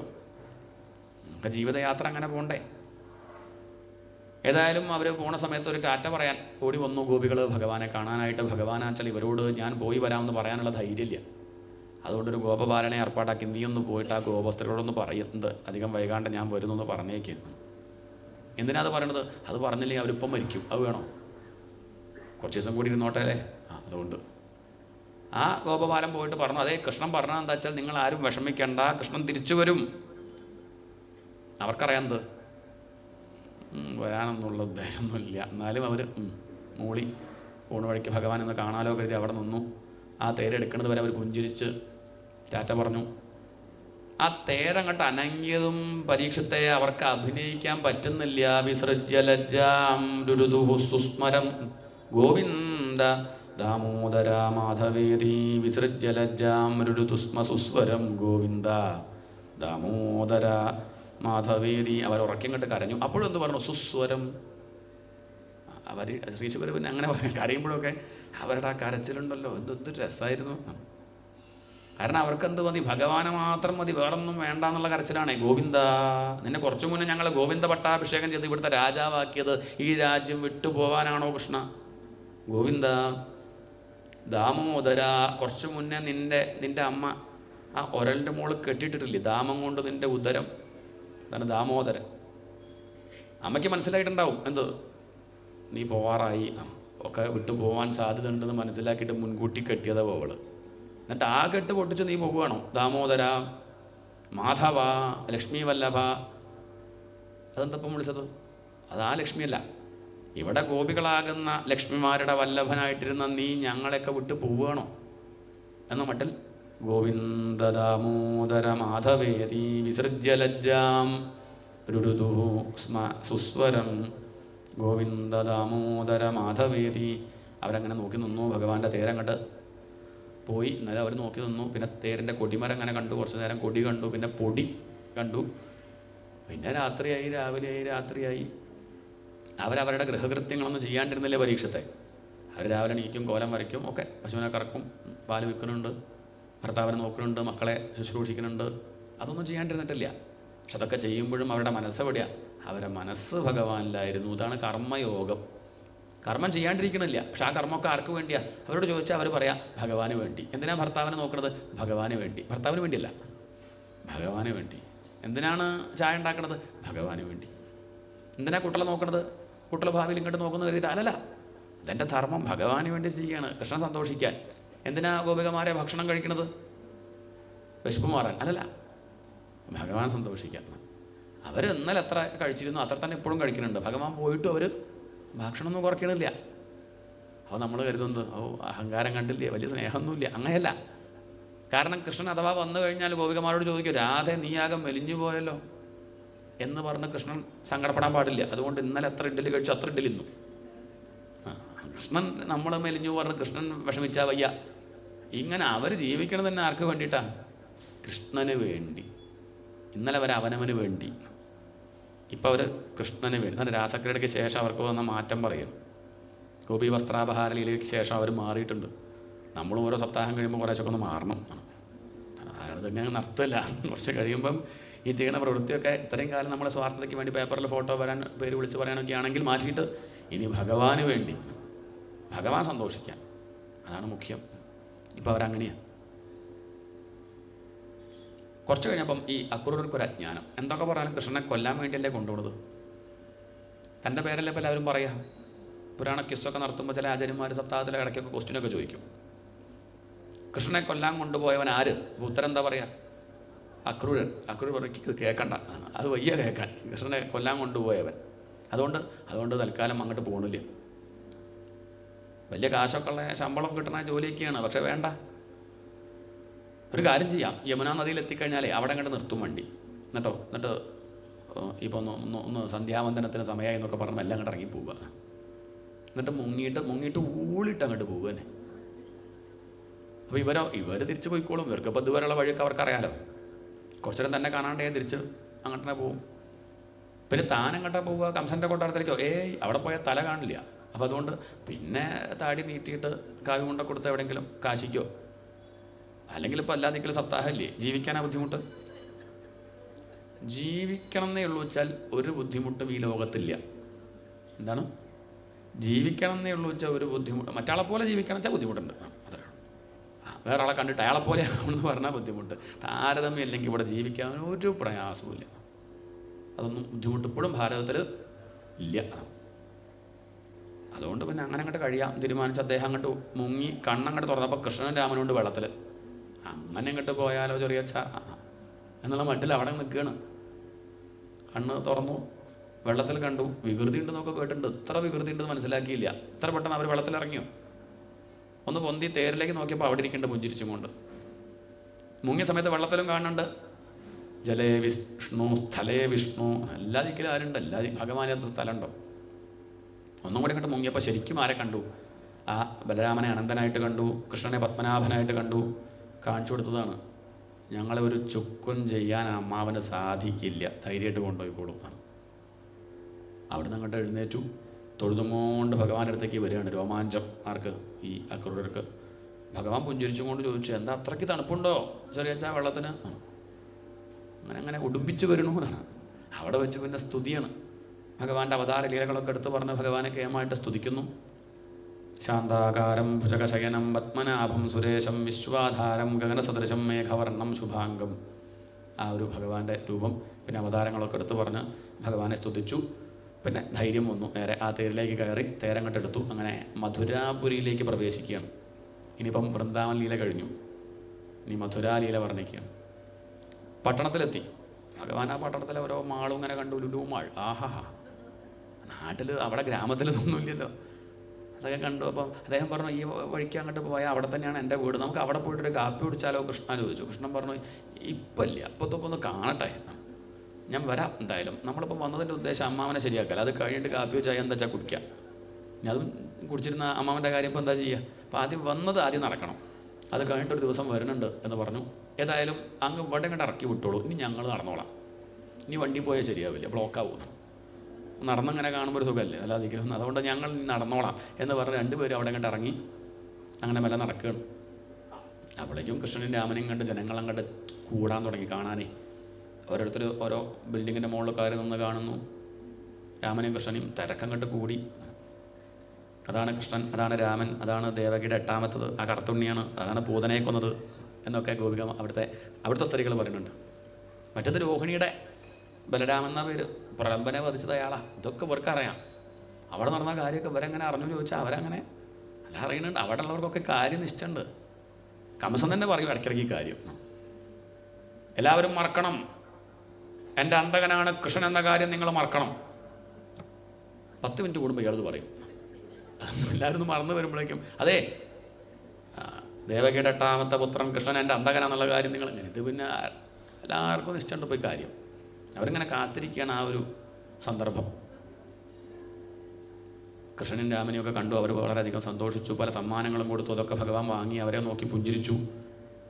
ഇനിയിപ്പോൾ വേണ്ടത് എന്താ? ഇത്രയും പേര് തങ്ങളെങ്ങനെ നോക്കണത് ഇനി വേഷത്തിൻ്റെ കുഴപ്പം കൊണ്ടാണോ? ഇവർ രണ്ടുപേരും മാത്രമേ ഇങ്ങനെയുള്ളൂ. ബാക്കിയുള്ളവരൊക്കെ ജീൻസും ടീഷർട്ടും 3/4 ടീഷർട്ടും ഒക്കെ ഇട്ട് നടക്കുമ്പോൾ നമ്മളിങ്ങനെ 2 മൗണ്ട് കൊടുത്തിട്ട് നടക്കുകയാണ്. ഇവർ നോക്കണത് ഇനി വേഷത്തിൻ്റെ കുഴപ്പമാവും. എന്നാൽ ഇവിടുത്തെ പട്ടണത്തിലെ വേഷം കിട്ടിയത് നന്നായി എന്നുള്ള വിചാരത്തിലിരിക്കുമ്പോഴാണ് ഒരു രചകൻ, കംസൻ്റെ അലക്കുകാരനാണ്. അയാൾ വസ്ത്രമൊക്കെ ആയിട്ട് അങ്ങനെ വരികയാണ്. അദ്ദേഹത്തെ കണ്ടപ്പോൾ ചോദിച്ചു, ഞങ്ങൾക്ക് പാകത്തിന് വസ്ത്രം തരുമോ ചോദിച്ചു. അദ്ദേഹത്തിന് ഇഷ്ടപ്പെട്ടില്ല. അദ്ദേഹം ചോദിച്ചു, ഞാൻ ആരാ നിശ്ചയുണ്ടോ ചോദിച്ചു. അങ്ങ് ആരാണ്? ഞാൻ ആരാ നിശ്ചയുണ്ടോ? ആരാ? ഞാൻ കംസൻ്റെ അലക്കുകാരനാ. കംസൻ്റെ അച്ഛനെ തോന്നുന്നു വർത്തമാനം കേട്ടല്ലേ. കംസൻ്റെ മുഷ്ണി മുണ്ടലക്കണ അലക്കുകാരൻ എത്ര അഹങ്കാരം ഉണ്ടെങ്കിൽ കംസൻ എത്ര ഉണ്ടാവും? ഇനി നിങ്ങൾ എന്നോട് ഇങ്ങനെ ചോദിച്ചാൽ ബദ്ധ്നന്തി ഘ്നന്തി ലുംബന്തി പിടിച്ചു കെട്ടി കൊല്ലും ഞാൻ എന്ന് പറഞ്ഞു. അതങ്ങോട്ട് പറഞ്ഞു തീരുന്നതിൻ്റെ മുമ്പ് ഭഗവാൻ അങ്ങോട്ട് ചാടി ഒരു ഒറ്റ അടി അങ്ങോട്ട് കൊടുത്തു. തലയും കണ്ട് പോയി. അയാളുടെ കഥ കഴിഞ്ഞു. മോക്ഷം. നേരെ തേരിലേക്ക് പ്രവേശിച്ചു. വസ്ത്രം കുറേ നോക്കി, ഒന്നും നല്ലതൊന്നും കാണുന്നില്ല. ഒരു നീല കണ്ടപ്പോൾ വേഗം ഏട്ടന് കൊടുത്തു. ഏട്ടൻ്റെത് കിട്ടിയേട്ടാ. ഇനി മഞ്ഞ ഉണ്ടോ നോക്കട്ടെ. അങ്ങനെ ഒരു മഞ്ഞ കെട്ടി താനും കൊടുത്തു. പക്ഷേ അത് ലൂസാണേ, ചാക്കിൽ കടുക് വേണ്ടിയിട്ട പോലെ. അത് 10 ആൾക്കിടാം. ആ ഭാഗത്തിനൊരു കംസൻ്റെ അളവിന് തയ്പ്പിച്ച് കൊണ്ടുപോകണ്ട. അടുത്തൊരു ടൈലർ ഷോപ്പ് കണ്ടു, കൊടുത്തു. അയാൾ അവിടെ ഇരുന്ന് അപ്പം തന്നെ അങ്ങോട്ട് അടിച്ചു കൊടുത്തു. അയാൾ മറ്റേ അടി കണ്ടിട്ടുണ്ടേ, അതുകൊണ്ട് അപ്പം തന്നെ അടിച്ചു കൊടുത്തു. ഏതായാലും അങ്ങനെ സംഗതിയൊക്കെ ശരിയായി. ഇനിയിപ്പോൾ വേണ്ടത് എന്താ? നെറ്റിങ്ങനെ മൈതാനം പോലെ കിടക്കല്ലേ, ഒരു കുറി വേണ്ടേ? അപ്പോഴാണ് ഒരു ദൂരത്തായിട്ടൊരു സംഗതി കണ്ടു. ഒന്ന് ഉരുണ്ടുരുണ്ട് അങ്ങനെ വരുന്നുണ്ട്. നല്ലോണം നോക്കിയപ്പോൾ അത് ഒരു സ്ത്രീയാണ് സംഗതി. 3 കൂനുണ്ട് അവൾക്ക്, 3 വളവ്. എല്ലാവരും അവളെ കളിയാക്കുക പതിവ് കിട്ടും. അവൾ കംസൻ്റെ ബ്യൂട്ടീഷ്യൻ ആണ്. കംസൻ പച്ച ഷർട്ടിടുമ്പോൾ പച്ച ബാഗ്, പച്ച ക്യൂട്ടക്സ്, പച്ചക്കൊട, പച്ചപ്പൊട്ട്, അങ്ങനെ ഒക്കെ അത് നോക്കണ്ടേ. ഇതിപ്പോൾ ഏതപ്പം ഇയാൾ ഇടുക നിശ്ചയില്ല. ഭാഗത്തിന് ഇവിടെ ഇങ്ങനെ ഒക്കെ കൊണ്ട് നടക്കുകയാണ്. കൃഷ്ണൻ അവളെ കണ്ടു. എല്ലാവരും അവളെ മാറിപ്പോവാനേ പറയാറുള്ളൂ. പക്ഷേ അവളെ കണ്ട സമയത്ത് ഭഗവാൻ വിളിച്ചു, അല്ലയോ സുന്ദരി എന്നാണ്. നീ ആരാ എന്ന് ചോദിച്ചു. അവൾക്ക് സുന്ദരി എന്നുള്ള വാക്കം കണ്ട് കേട്ടപ്പോഴേക്ക് അവൾക്കൊരു 10 കോടി രൂപ ലോട്ടറി അടിച്ച പോലെ. തന്നെന്താ വിളിച്ചത്? അപ്പം വിളിക്കേണ്ട ആൾ വിളിച്ചുവല്ലോ, അത് മതി. നാട്ടുകാർ വിളിച്ചോ ഇല്ലേ ചോദ്യമില്ല. ഭുവന സുന്ദരൻ തന്നെ നോക്കിയിട്ട് എന്താ വിളിച്ചു? സുന്ദരി എന്ന് വിളിച്ചില്ലേ, അത് മതി. ഭഗവാൻ നോക്കിയത് എന്താ വെച്ചാൽ അവളുടെ ഹൃദയമാണ്. ഹൃദയത്തിനൊരു വളവുമില്ല. നമ്മൾ നോക്കെന്താ? നമ്മൾ വേഷ്ടി, കണ്ണട, ബാഗ്, ഇതല്ലേ നമ്മൾ നോക്കുള്ളൂ. ഭഗവാൻ നോക്കിയത് ഹൃദയമാണ്. ഹൃദയത്തിനൊരു വളവുമില്ലാത്തത് കൊണ്ട് സുന്ദരി എന്ന് വിളിച്ചു. അവിടെ ഭഗവാൻ പരിഹസിച്ചു എന്ന് വിചാരിക്കേണ്ടെന്ന് അർത്ഥം. ഭഗവാനും തുടങ്ങിയോ പരിഹാസം എന്ന് വിചാരിക്കും. അല്ലല്ല, ഭഗവാൻ ഹൃദയം നോക്കിയ ഒരു വളവുമില്ല, സുന്ദരിയാണ്. അവൾ ഒട്ടും കുറച്ചില്ല. അല്ലയോ സുന്ദര, ഞാൻ കംസൻ്റെ കുറിക്കൂട്ടുകാരിയാണെന്ന് പറഞ്ഞു. ഭഗവാൻ പറഞ്ഞു, അങ്ങനെയാണെങ്കിൽ ഞങ്ങൾക്ക് 2 പേർക്കും കുറി വരച്ചു തരുമോ? എന്താ സംശയം? 2 പേർക്കും കുറി വരച്ചു കൊടുത്തു. അവൾ വാൽക്കണ്ണാടിയിൽ കാണിച്ചു കൊടുത്തു. സെൽഫി എങ്ങനെയുണ്ട് നോക്കൂ എന്ന് പറഞ്ഞ് കാണിച്ചു കൊടുത്തു. ഭഗവാന് ഇഷ്ടപ്പെട്ടു. എന്നാലും ഇവൾ തന്നെ ഇങ്ങനെയൊക്കെയുമായിട്ട് പൂജിച്ചുവല്ലോ. നിഷ്കളങ്കമായ മനസ്സല്ലേ, തന്നെ കണ്ടതിൻ്റെ ഫലം അവൾക്ക് കിട്ടിക്കോട്ടല്ലേ എന്ന് കരുതി ഭഗവാൻ ഋജ്വീം കർത്തും മനശ്ചക്രേ തൻ്റെ ആ കാലുകൊണ്ട് അവളുടെ കാലങ്ങോട്ട് ചവിട്ടിപ്പിടിച്ച് താടി പിടിച്ചങ്ങോട്ട് പൊന്തിച്ചു. ചെറിയൊരു ഫിസിയോതെറാപ്പി. അപ്പോഴേക്ക് ഇവളാരായി? Miss universe. നേരത്തെ വിളിച്ച പോലെ തന്നെയാക്കി. ഇനി നാട്ടുകാർക്ക് പരാതി വേണ്ട, ഞാനിപ്പോൾ സുന്ദരി എന്ന് വിളിച്ചിട്ട് അങ്ങനെ അങ്ങോട്ട് ആക്കി കൊടുത്തു. അങ്ങനെ ഒരു മാജിക് അവിടെ ഉണ്ടായി. ഭഗവാൻ അവിടെ നിന്ന് പിന്നെ വല്ല രാമനും കൃഷ്ണനും കൂടിയും പുറത്തേക്ക് ഇറങ്ങി. അങ്ങനെ നടന്നു പോകുമ്പോൾ ആ പീഠത്തിൻ്റെ മുകളിൽ വളഞ്ഞും കൊണ്ട് വേറൊരു സാധനം. അമ്മാവൻ്റെ നാട്ടിൽ എന്തോ ഒക്കെ വളഞ്ഞും കൊണ്ട് വില്ലാണേ. ഇത് നേരെയാക്കല്ലേ ചോദിച്ച് നേരെ പുറപ്പെട്ടു. അതങ്ങട്ട് നേരെയാക്കുമ്പോഴേക്കും അത് പൊട്ടി. ഈ പൊട്ടിയ ശബ്ദം അത് വളരെ ഭീകരമാണ്. അതങ്ങട്ട് പൊട്ടിയപ്പം കംസം വിചാരിച്ച നട്ടല് പൊട്ടിയെന്നാ. ഉച്ചയ്ക്ക് ഇങ്ങനെ ഉറങ്ങിയിരുന്നേ, അപ്പോഴാണത് പൊട്ടിയത്. ഈ പൊട്ടിയത് അവിടെയുള്ളവരൊക്കെ കേട്ടു, നാട്ടുകാർ മുഴുവൻ കേട്ടു. അവർക്കൊക്കെ സന്തോഷമായി. എന്തായാലും കംസവധത്തിൻ്റെ കേളികൊട്ടാണ് ഇപ്പോൾ കേൾക്കുന്നത്. ഇനി അധികം വൈകാതെ കംസവധം കളി നടക്കും എന്നാണ്. അവരൊക്കെ സന്തോഷിച്ചു. 10-35 പേര് ചക്രമുള്ള വണ്ടിയിൽ ഉന്തിക്കൊണ്ടുവരുന്ന വില്ല. അതാണ് 11 വയസ്സ് ബാലം പൊട്ടിച്ചു എന്ന് പറഞ്ഞാൽ എന്താ അയാളുടെ ശക്തി. കംസന് പരിഭ്രമായി. അവിടെ തടയാൻ വന്ന ലക്ഷക്കണക്കിന് ഭടന്മാരൊക്കെ ആ വില്ലുകൊണ്ട് തന്നെ അടിച്ചങ്ങോട്ട് കൊന്നു. അന്ന് രാത്രി കംസന് ഉറക്കമില്ല. ഇരിക്കുമ്പോഴും നിൽക്കുമ്പോഴും കിടക്കുമ്പോഴൊക്കെ കൃഷ്ണനെ തന്നെ ഓർത്തോർത്തോർത്തോർത്തോർത്ത് ഉറക്കമില്ലാണ്ട് ആര് കഴിഞ്ഞു? ആ കംസൻ കഴിഞ്ഞു. കൃഷ്ണനും രാമനും പാൽച്ചോറൊക്കെ ഉണ്ട്, സുഖമായിട്ട് അന്ന് അവിടെ ഉറങ്ങും ചെയ്തു. പിറ്റേന്ന് രാവിലെ നേരത്തെ നീറ്റു. അവിടെ മല്ലയുദ്ധം ഉണ്ടെന്ന് കേട്ടപ്പോൾ കാണാനായിട്ട് പുറപ്പെട്ടു. വഴിക്കെ തന്നെ ആ കുവലയാപീഠത്തെ നിർത്തിയത് കണ്ടപ്പം കൃഷ്ണൻ പറഞ്ഞു, ഇങ്ങനെ വഴിക്കലാണോ വണ്ടി നിർത്തുക? ഈ പട്ടണത്തിലുള്ളവർക്ക് ഇങ്ങനെയാണോ സ്വഭാവം? ഞങ്ങളവിടെയൊക്കെ ഒരു ഭാഗത്തേക്ക് ഒതുക്കി നിർത്തും, ബാക്കിയുള്ളവർക്ക് വന്നാൽ നിർത്താൻ ഭാഗത്തിന് എങ്ങനെയൊക്കെയല്ലേ. ഇതിൻ്റെ ഡ്രൈവർ എവിടെ? പാപ്പാന് ഇഷ്ടപ്പെട്ടില്ല. അയാൾ ആ കുവലയാപീഠത്തെ നേരെ അങ്ങോട്ട് വിട്ടു. ആരുടെ അടുത്തേക്ക്? ഭഗവാന്റെ അടുത്തേക്ക്. അതങ്ങോട്ട് വന്നു. ഭഗവാൻ അങ്ങോട്ട് കുത്തി. എല്ലാവരും കരുതി കഴിഞ്ഞു കൃഷ്ണൻ്റെ കഥ എന്ന്. ഇല്ല, ഭഗവാൻ അവിടെ കിടക്കണേ. മലന്നങ്ങോട്ട് കിടക്കുക. 2 ഭാഗത്താണ് ഈ കൊമ്പ്. ഭഗവാൻ തൻ്റെ 2 കൈ കൊണ്ട് 2 കൊമ്പ് അങ്ങോട്ട് പിടിച്ചു. വലത്തെ കാലം അങ്ങോട്ട് പൊന്തിച്ച് ആനയുടെ മസ്തകത്തിനൊരു ചവിട്ടങ്ങോട്ട് കൊടുത്തപ്പം ആന അങ്ങോട്ട് പോയി. കൊമ്പ് ഇവിടെ തന്നെ. 2 കൊമ്പും തൻ്റെ കയ്യിലാണ്. ആന മുകളിലേക്ക് പോയി. ആ മുകളിൽ പോയ ആന തിരിച്ചു വരുന്നവരെ കാത്തിരുന്നു. അത് പോയി ഇങ്ങനെ തിരിച്ചു വരണ്ടേ. അടുത്തെത്തിയപ്പോൾ അതിൻ്റെ കൊമ്പ് കൊണ്ട് അതിൻ്റെ തലയ്ക്കനൊന്നും അങ്ങോട്ട് കൊടുത്തു. ആനയുടെ കഥ കഴിഞ്ഞു. ആ കൊമ്പെടുത്ത ഏട്ടന് കൊടുത്തു. ഒരു കൊമ്പ് ഏട്ടനും ഒരു കൊമ്പ് താനും. ചോരങ്ങനെ ഉറ്റിറ്റി വീഴാണ് ആ കൊമ്പിൻ്റെ മുകളിൽ നിന്ന്. വേർത്ത് കുളിച്ച് ആ ആനക്കൊമ്പും തോളിൽ വെച്ച് രാമനും കൃഷ്ണനും മല്ലയുദ്ധം നടക്കുന്ന സ്ഥലത്തേക്ക് അങ്ങനെ കയറി വരികയാണ്. സ്റ്റെപ്പ് കയറി ഇങ്ങനെ വരികയാണ്.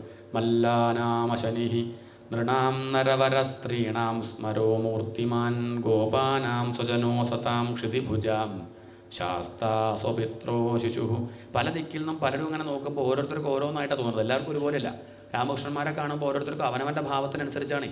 മല്ലാനാമശനിഹി, ദുഷ്ടന്മാരായിട്ടുള്ള മല്ലന്മാർക്ക് എന്ത് തോന്നി? മുഷ്ടികനും ചാണൂരനും നോക്കിയ സമയത്ത് ഇടിവാളായിട്ട് തോന്നി. ആരെ? കൃഷ്ണനും രാമനെയും കാണുമ്പോൾ ഇടിവാളായിട്ട് തോന്നണം വെച്ചാൽ അത്രയ്ക്ക് പാപമുള്ളവരുണ്ട്. നൃണാം നരവരസ്ത്രീണാം സ്മരോ മൂർത്തിമാൻ ഗോപാനാം സ്വജന. ഗോപന്മാർ നോക്കിയപ്പോൾ നമ്മുടെ കൃഷ്ണനല്ലേ അത്, നമ്മുടെ രാമേട്ടനല്ലേ എന്ന് ഗോപബാലന്മാരൊക്കെ അവർക്ക് അത്രയേ ഉള്ളൂ. നമ്മുടെ ആൾ ഇനിയിപ്പോൾ പൊള്ളിക്കും, കൃഷ്ണൻ നേരെയൊക്കെ ഇപ്പം പടക്കഥ എന്ന് പറഞ്ഞാൽ അവരങ്ങനെ കൃഷ്ണനെ പ്രോത്സാഹിപ്പിക്കുകയാണ്. സ്വപിത്രോ ശിശുഹു, ദേവകിയും വസുദേവരൊക്കെ ആ ജയിലിൽ നിന്ന് അങ്ങനെ എന്തി വലിയ നോക്കുന്ന സമയത്ത് നമ്മുടെ ഉണ്ണിയല്ലേ അത്. അധികം വൈകാണ്ട് അടുത്തേക്ക് വരും കേട്ടോ. ഒക്കെ നേരെയാക്കിയിട്ട് നമ്മളെ കാരാഗ്രഹത്തിൽ മോചിപ്പിക്കും. അടുത്തെത്തിയ ഭാര്യം കെട്ടെടുക്കും ദേവകി. ആദ്യം ഞാൻ എടുക്കും വസുദേവർ. ആയിക്കോട്ടെ. സ്വപിത്രോ ശിശുഹു, അവർക്ക് ആ ഉണ്ണി എന്നുള്ള മട്ടിൽ വാത്സല്യം അങ്ങനെ ഒഴുകുകയാണ്. മൃത്യുർഭോജപതേ, കംസൻ്റെ കഥ എന്താ? കംസൻ അങ്ങനെ നോക്കുമ്പം പേടി തോന്നുകയാണ്. മൃത്യുഹു, ഒരു പോത്തങ്ങനെ വരുന്നുണ്ട്. കൃഷ്ണനെ കാണുമ്പോഴേ പോത്തൊറ്റയ്ക്കല്ല, അതിൻ്റെ പുറത്ത് കറുത്ത പട്ടെടുത്തും കൊണ്ടൊരാൾ, കറുത്ത വേഷ്ടി, ഉണ്ടക്കണ്ണ്, 2 കൊമ്പ്, ഒരു കയ്യിൽ ഒലക്ക, ഒരു കയ്യിൽ കയറ്. ആരാത്? മനസ്സിലായില്ല? മൃത്യുഹു ഭോജപതേ, കാലനായിട്ടാണ് ഈ കൃഷ്ണനെ കംസൻ കാണുന്നത്. വിരാടവിദുഷാം തത്വം പരം യോഗിനാം, യോഗീശ്വരന്മാരുണ്ട് അവിടെ. അവരങ്ങനെ നോക്കിയ സമയത്ത് ഇത്രയും കാലം നമ്മൾ ഹൃദയകമലത്തിൽ ധ്യാനിച്ച ആ തത്വമാണ് രൂപം ധരിച്ചു വരുന്നത് കൃഷ്ണനും രാമനും. ഇനിയിപ്പോൾ കണ്ണടയ്ക്കണോ? കണ്ണ് തുറന്ന് കണ്ടോളൂ എന്നുള്ള മട്ടിൽ അവരങ്ങനെ നോക്കുകയാണ്. വൃഷ്ണീനാം പരദേവതേതി വിദിതോ രംഗം ഗതസാഗ്രജ. അങ്ങനെ രാമനും കൃഷ്ണനും ആനക്കൊമ്പുമായിട്ട് അവിടേക്ക് പ്രവേശിച്ചു. മല്ലയുദ്ധത്തിന് ക്ഷണിച്ചു. മുഷ്ടികനും ചാണൂരനും അവരുടെ കൂടെ യുദ്ധം ചെയ്തു. 2 പേരുടെയും കഥ തീർത്തു. പിന്നെ അനവധി പേര് അവിടേക്ക് വന്ന് അവരെയൊക്കെ ഇടത്തെ കൈകൊണ്ട് വാമമുഷ്ടിന സകലരുടെയും കഥ തീർത്തു. ഇനിയിപ്പോൾ കംസനെ ബാക്കിയുള്ളൂ. കംസന് പരിഭ്രമം. ആരെവിടെ ചോദിക്കണ്ട, ആരുമില്ല, ഇനിയിപ്പോൾ ഇയാളെ ബാക്കിയുള്ളൂ. കൃഷ്ണൻ അങ്ങനെ കംസൻ്റെ അടുത്തേക്ക് വരുമ്പോൾ കംസൻ പേടിച്ചോടി 18 നിലയുടെ മുകളിൽ കയറി ഇരിക്കുകയാണ്, പേടിച്ച് പറച്ചിട്ട്. ഭഗവാൻ അവിടേക്ക് ഇങ്ങോട്ട് പറന്നു. ലഘിംനോത്പത്യ തരസ, ലഘിമ എന്ന അഷ്ടൈശ്വര്യങ്ങളുടെ ഒരു ഗുണം സ്വീകരിച്ച് തൻ്റെ ഭാരം കുറച്ച് അങ്ങനെ പാറി ഇങ്ങോട്ട് പോയിട്ട് അടുത്തെത്തി. ഈ കംസൻ്റെ അടുത്തെത്തി.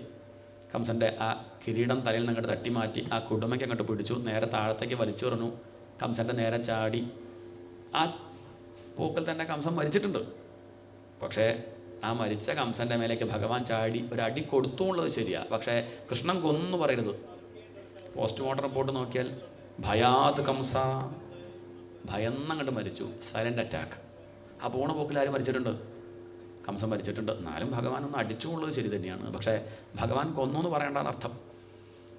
അസ്ഥിപ്രാപ്തി, ഇതാണ് ഭാര്യമാരുടെ പേര്. അവരാകെ വിഷമിച്ചു. അവർ ഈ വാർത്ത ജരാസന്ധൻ്റെ അടുത്ത് വന്ന് പറഞ്ഞു. അവരുടെ അച്ഛനാണ് ജരാസന്ധൻ. ജരാസന്ധൻ്റെ വൈരം വർദ്ധിച്ചു കൃഷ്ണനോട്. കൃഷ്ണൻ നേരെ ചെന്ന് അച്ഛനെയും അമ്മയും കാരാഗ്രഹത്തിൽ നിന്ന് മോചിപ്പിച്ചു. തൊഴുത്ത് നമസ്കരിച്ചു. അവർ വാരി എടുക്കണു കൃഷ്ണനെ. നന്ദഗോപർ അവിടെ മാറി നിൽക്കുകയാണ്. എപ്പോഴാണ് നന്ദഗോപർക്ക് മനസ്സിലായത് എൻ്റെ ഉണ്ണിയല്ല ആര്, കൃഷ്ണൻ എന്നുള്ള കാര്യം. ഭഗവാൻ ഓടി വന്ന് നന്ദഗോപരുടെ കൈ പിടിച്ചിട്ട് പറഞ്ഞു, അച്ഛാ എത്രയും പെട്ടെന്ന് ചെല്ലൂ, അവിടെ അമ്മ ഒറ്റയ്ക്കായിരിക്കും. ആര്? യശോദാമ്മേ.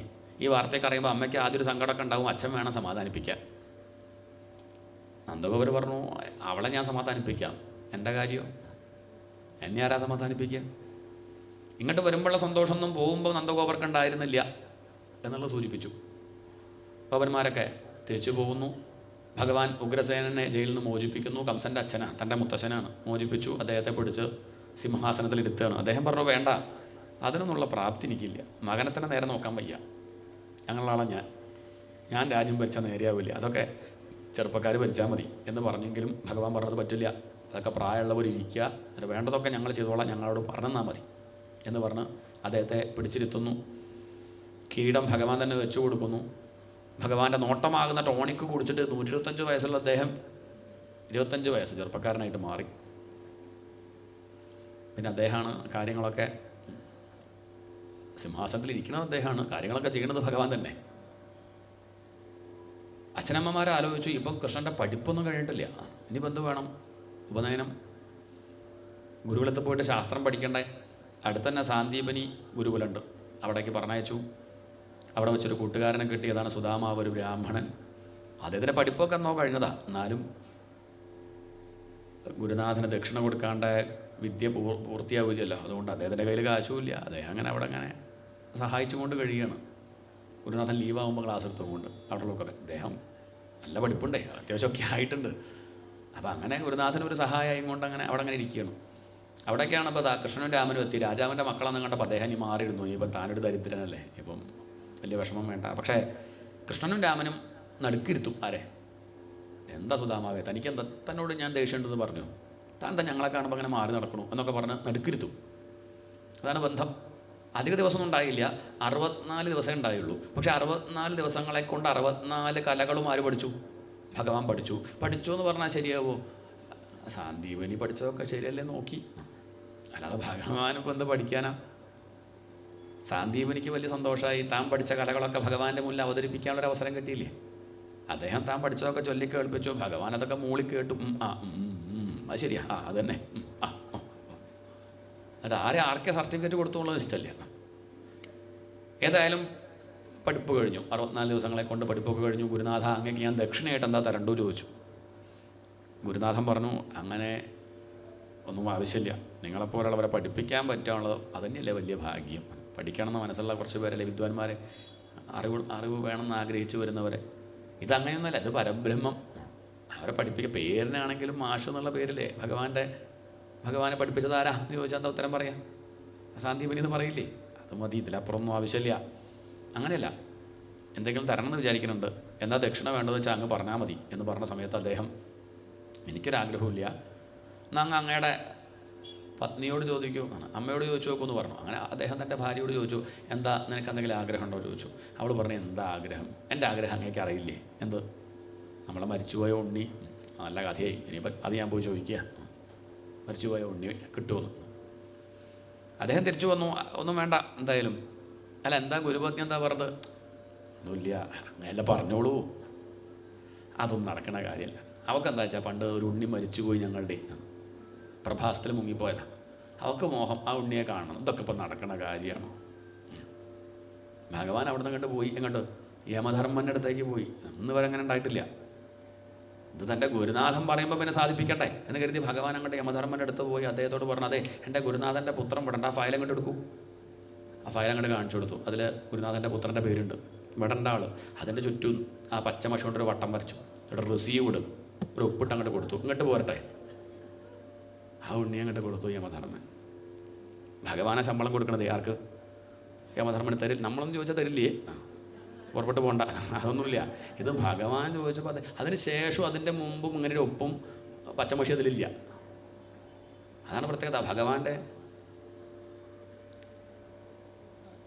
അഭിമന്യു മരിച്ചില്ലേ, ഭഗവാന്റെ അനിയത്തി സഹോദരിയുടെ മകനല്ലേ, തിരിച്ചു കൊണ്ടോന്നില്ല. ഇത് പിന്നെ ഗുരുനാഥൻ്റെ ഗുരുനാഥൻ പറയുമ്പോൾ വയ്യ പറയാൻ പറ്റുമോ? അങ്ങനെ അങ്ങോട്ടതാ ആ മരിച്ചുപോയ ഉണ്ണിയും കൊണ്ട് കൃഷ്ണനും രാമനും എത്തി.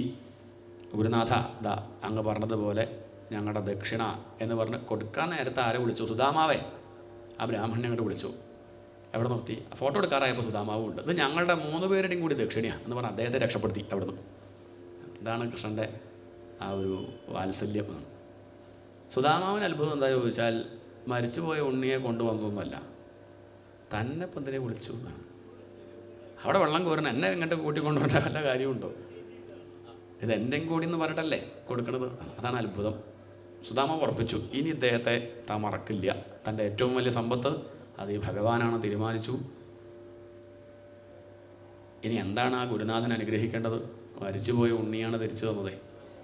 ഛന്ദാംസയാതയാമാനി ഭവന്ത്വിഹ പരത്രചാലയ. കുട്ടികളെ, എന്താ ഈ ഗുരുനാഥൻ നിങ്ങളെ അനുഗ്രഹിക്കേണ്ടത്? ഒന്ന് പറയാം. ഞാൻ ഈ പഠിപ്പിച്ചതൊക്കെ എപ്പോഴും ഓർമ്മ ഉണ്ടാവട്ടെ. ഒക്കെ കുറച്ച് മുമ്പ് പഠിച്ചതുപോലെ ഓർമ്മ ഉണ്ടാവട്ടെ. ഇതിലും വലിയ അനുഗ്രഹം വേറുണ്ടോ? ഒക്കെ ഇപ്പം പഠിച്ചതുപോലെ, ഇപ്പം അങ്ങോട്ട് കേട്ട് വരുന്നത് പോലെ ഓർമ്മ ഉണ്ടാവട്ടെ. ചിലരൊക്കെ പഠിച്ചിട്ടൊക്കെ ഉണ്ടാവും. ചില അങ്ങനെ പറയാറുണ്ട്, അതൊക്കെ പഠിച്ചതാ എന്നാൽ പറയും ഓർമ്മയില്ല. എന്നാൽ പഠിച്ചതാ പറയണ്ട, കേട്ടിട്ടുണ്ടെന്ന് പറഞ്ഞാൽ മതി. പഠിച്ചു എന്ന് പറഞ്ഞാൽ അവിടെ ഉണ്ടാവണം. ഇത് കൃത്യം ആണ്. ഇതല്ലേ ഗുരുത്വം. ഗുരുനാഥൻ്റെ കാരുണ്യം ഉണ്ടെങ്കിലല്ലേ അതൊക്കെ കൃത്യം ഓർമ്മയിൽ വരിക. ചിലർക്ക് ഒക്കെ നിശ്ചയം ഉണ്ടാവും, ക്വസ്റ്റ്യൻ പേപ്പർ കിട്ടിയാൽ മറന്നുപോകും. അത് കഴിഞ്ഞാൽ ഹാളിൽ നിന്ന് അങ്ങോട്ട് പുറത്തെത്തിയാൽ ഒക്കെ ഓർമ്മ വരും. എന്നിട്ടെന്താ കാര്യം? ആ സമയത്ത് വേണ്ടേ? അതാണ് ഗുരുത്വം. ഛന്ദാംസയാതയാമാനി ഭവന്തിഹ പരത്രച. ഈ ഗുരുനാഥൻ പഠിപ്പിച്ചതും പഠിപ്പിക്കാത്തതും നിങ്ങൾക്ക് ഓർമ്മ ഉണ്ടാവട്ടെ. പഠിപ്പിക്കാത്തത് എങ്ങനെ ഓർമ്മ ഉണ്ടാവുക? പണ്ടൊരു നമ്പൂരി കത്തയച്ചു. ഈ കത്ത് കിട്ടിയാലും ഇല്ലെങ്കിലും മറുപടി അയക്കണം. അത് കിട്ടിയില്ലെങ്കിൽ എങ്ങനെ? അതേപോലെയാണ് പഠിപ്പിച്ചതും പഠിപ്പിക്കാത്തതും ഒക്കെ അങ്ങോട്ട് ഓർമ്മ ഉണ്ടാവട്ടെ എന്ന് പറഞ്ഞ് അങ്ങോട്ട് അനുഗ്രഹിച്ചു. കാരണം താനൊന്നും പഠിപ്പിക്കുന്നില്ല, ഒക്കെ ഭഗവാന്റെ അല്ലേ, എന്ത് പഠിപ്പിക്കുക എന്നാണ്. ഏതായാലും അങ്ങനെ പഠിപ്പൊക്കെ കഴിഞ്ഞു തിരിച്ചെത്തി ഭഗവാൻ. അവിടെ ഭഗവാനൊരു കൂട്ടുകാരനെ കിട്ടി. അതാണ് ഉദ്ധവൻ, അവിടുത്തെ മന്ത്രിയാണ്. വൃഷ്ണീനാം പ്രവരോ മന്ത്രി കൃഷ്ണസ്യ ദൈതസഖ. കൃഷ്ണൻ്റെ പ്രിയപ്പെട്ട കൂട്ടുകാരനാണ്. ആ കൂട്ടുകാരനെ ഭഗവാൻ തൻ്റെ കൂട്ടുകാരികളുടെ അടുത്തേക്ക് വിടുകയാണ്. ഗോപികമാരെ ആശ്വസിപ്പിക്കാൻ വേണ്ടിയിട്ട് ഭഗവാൻ തൻ്റെ ഭക്തനെ, കൂട്ടുകാരനെ, ഉദ്ധവനെ പറഞ്ഞയക്കുന്നു. അതൊക്കെയാണ് ഇനി വർണ്ണിക്കാനുള്ളത്.